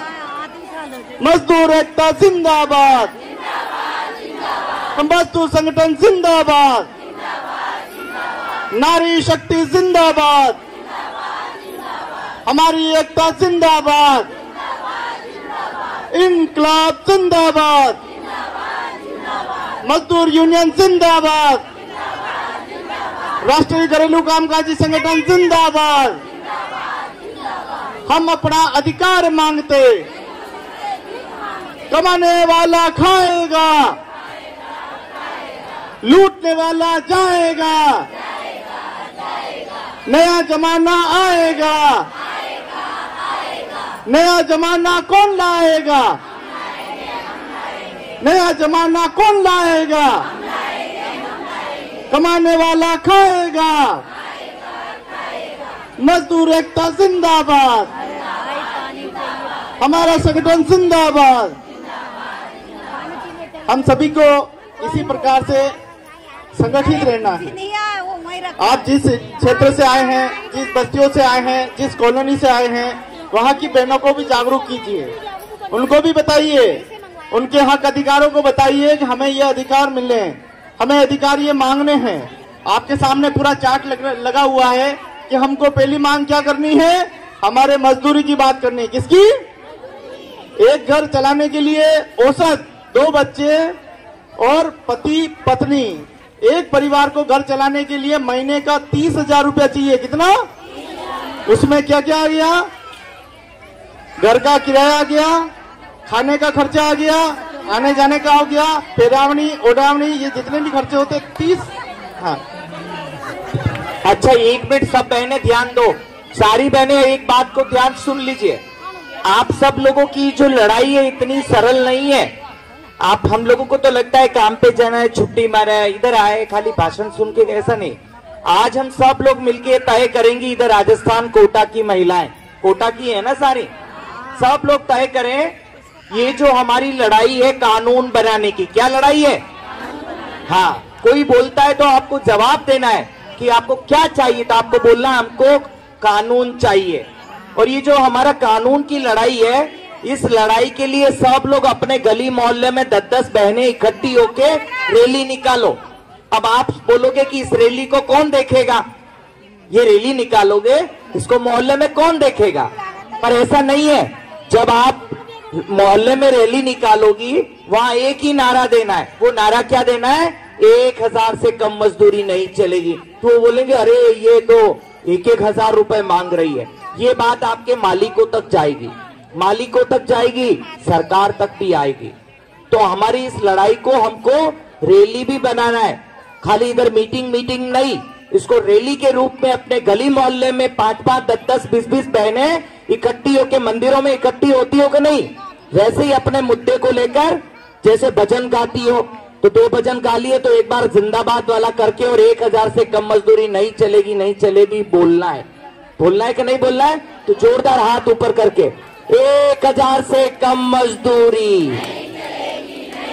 अभी हम लोग वर्किंग पीपल चार्टर की तरफ से एक अभियान लेके चल रहे हैं कि पूरे देश भर में रेप्टा कोस्ट जजमेंट के अनुसार मजदूरी तय हो। राजस्थान की सरकार हो, चाहे हरियाणा की हो, चाहे दिल्ली की सरकार, सारी सरकार 1,000 रुपए की मजदूरी तय करो। सही है कि नहीं है? तो इस लड़ाई को जिंदा कौन रखेगा? हाथ ऊपर करके बताइए कि हम करेंगे, ये सारा काम करेंगे। सरकार के पास भी चलेंगे कि नहीं कानून की मांग को लेके? चलिए, बहुत धन्यवाद, बहुत शुक्रिया। मुझे लगता है कि कार्यक्रम अब समापन की तरफ जा रहा है, तो रेहाना जी समापन के लिए अपना जो धन्यवाद की रस्म अदा करें। आप सब महिलाएं यहाँ पर एकत्रित हुई, उसके लिए बहुत बहुत धन्यवाद आप सबको। आपने अपना समय निकाला अपने मुद्दे के लिए, उससे बढ़कर कोई चीज नहीं है। आज इतनी महिलाएं इकट्ठी हुई है, कल 10,000 भी होगी राजस्थान में इकट्ठी।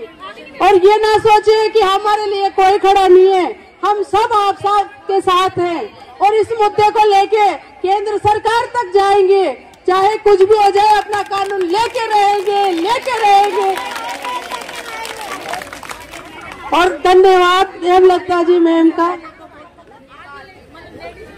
मैं एक बात और करना चाहती हूँ, ये क्या लिखा हुआ है? कोई पढ़ी लिखी है? इसमें लिखा हुआ है स्वीप मतदाता जागरूकता कार्यक्रम। क्या लिखा हुआ है? मतदाता जागरूकता कार्यक्रम।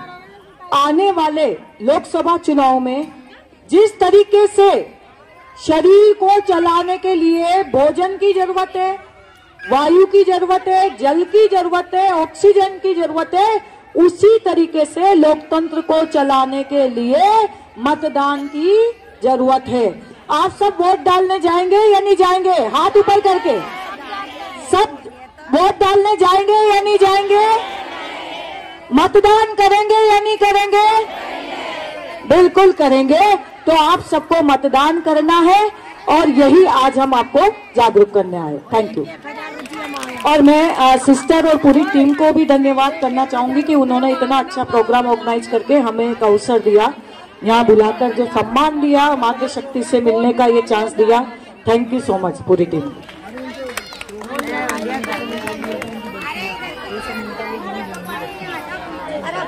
सबका धन्यवाद। और अब खाने की जो पैकेट लेंगे वो इधर से लाइन बनाकर जाएंगे और एक एक पैकेट लेकर वापस आके बैठ के खाना खा सकते हो यहीं पर।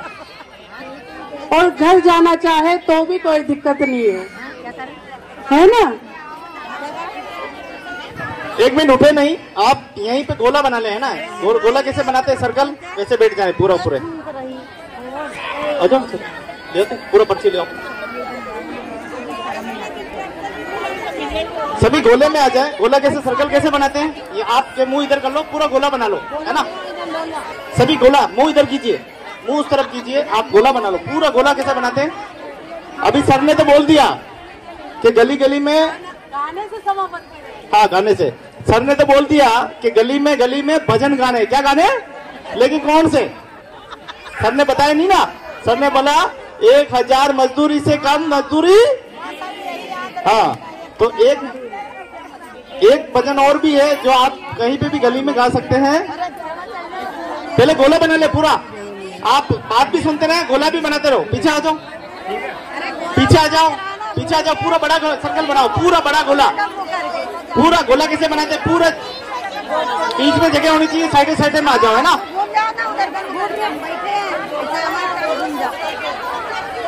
बढ़िया से सर्कल बना दो, है ना? सर्कल बना दो एकदम पूरा गोल।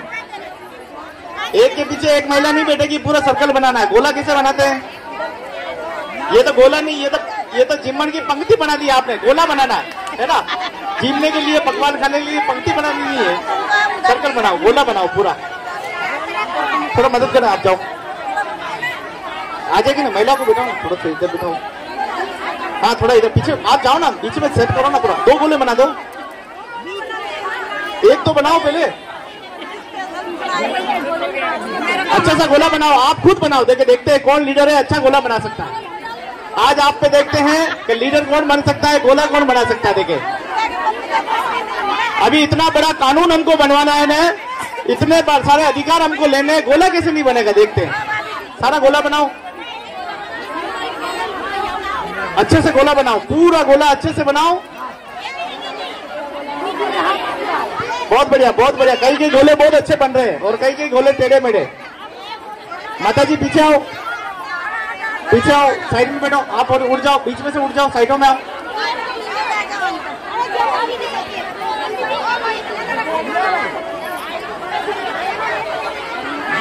और ये आपके जो केप है ना, इस केप को उतार कर जुगनू भैया को दे दो, सारी केप जुगनू भैया को दे दो। अगला प्रोग्राम फिर करेंगे, फिर चाहिए हमको धरना प्रदर्शन में। हाँ धरना प्रदर्शन करेंगे, अधिकार की लड़ाई लड़ने जाएंगे, तब हमको केप चाहिए। आज बहुत ही अच्छी अच्छी बातें आज माननीय अधिकारियों द्वारा मिली गई। नगर निगम ने अपनी बात को रखा, हमारे श्रम संगठन से आए सभी पदाधिकारियों ने रखा, निर्मल जी ने आपको एक से बढ़कर एक बात बताई, इस सबको याद रखना है।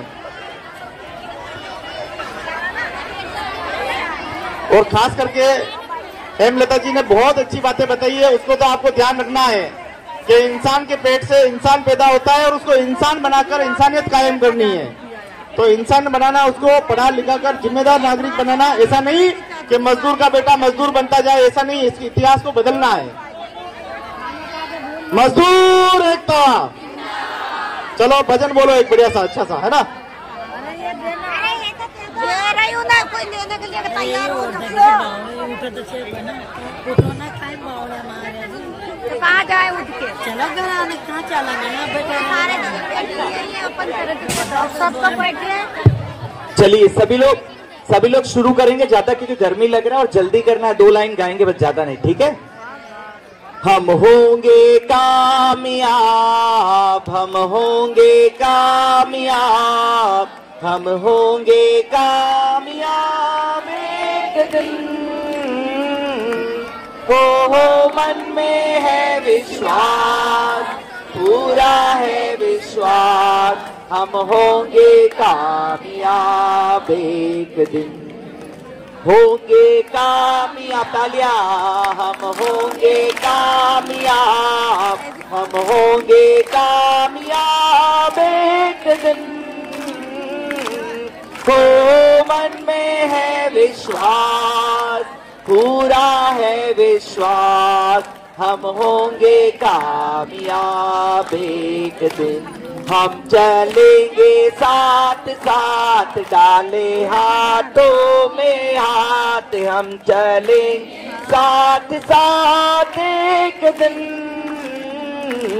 हो मन में है विश्वास, पूरा है विश्वास, हम चलेंगे साथ साथ एक दिन, होगी शांति चारों ओर, होगी शांति चारों ओर, होगी शांति चारों ओर एक दिन,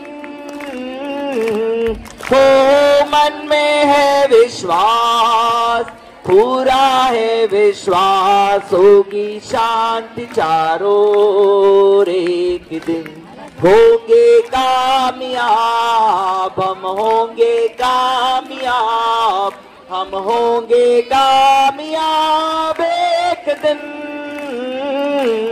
हो मन में है विश्वास, पूरा है विश्वास, हम होंगे कामयाब एक दिन, मेहनत कश की एकता जिंदाबाद, तालियों के साथ में, मेहनत कश की एकता जिंदाबाद, घरेलू कामगार की एकता जिंदाबाद, ये महिला एकता जिंदाबाद, हम सबकी ताकत जिंदाबाद, कोटा की ताकत जिंदाबाद, मेहनत करने वाले की ताकत जिंदाबाद। अब आपके यहीं पे ये सहारा जो आ रहा है उसको बैठ के लेना, खड़े होने से अव्यवस्था बनेगी। बस 2 मिनट और दे दीजिए। खड़े हो। अरे मर गए प्यास से।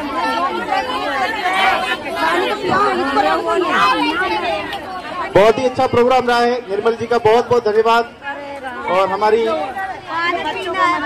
सभी गोला अच्छा बनाए। बिल्कुल आप सभी लीडर हैं। अपने आप को ये नहीं समझे मैं कामगार हूँ। हमको पहले अपने अपनी नजरों से अपने को सम्मान को देखना होगा, फिर दूसरे को सम्मान देना है। पहले खुद को सम्मानित हो जाए।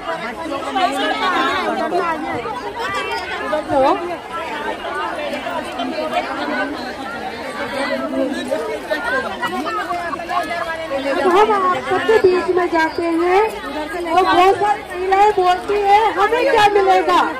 अरे अपने हक के लिए हमें खड़ा होना पड़ेगा।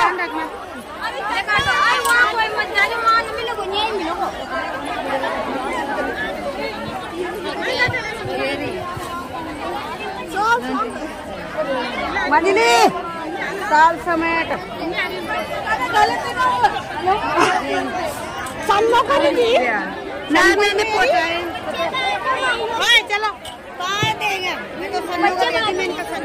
देंगे। जब ही ले लेती जब ही ले लेती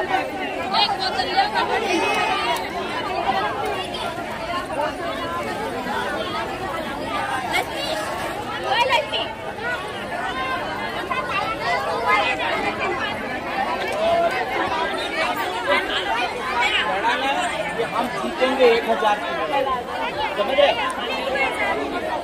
आप लड़ाई करो।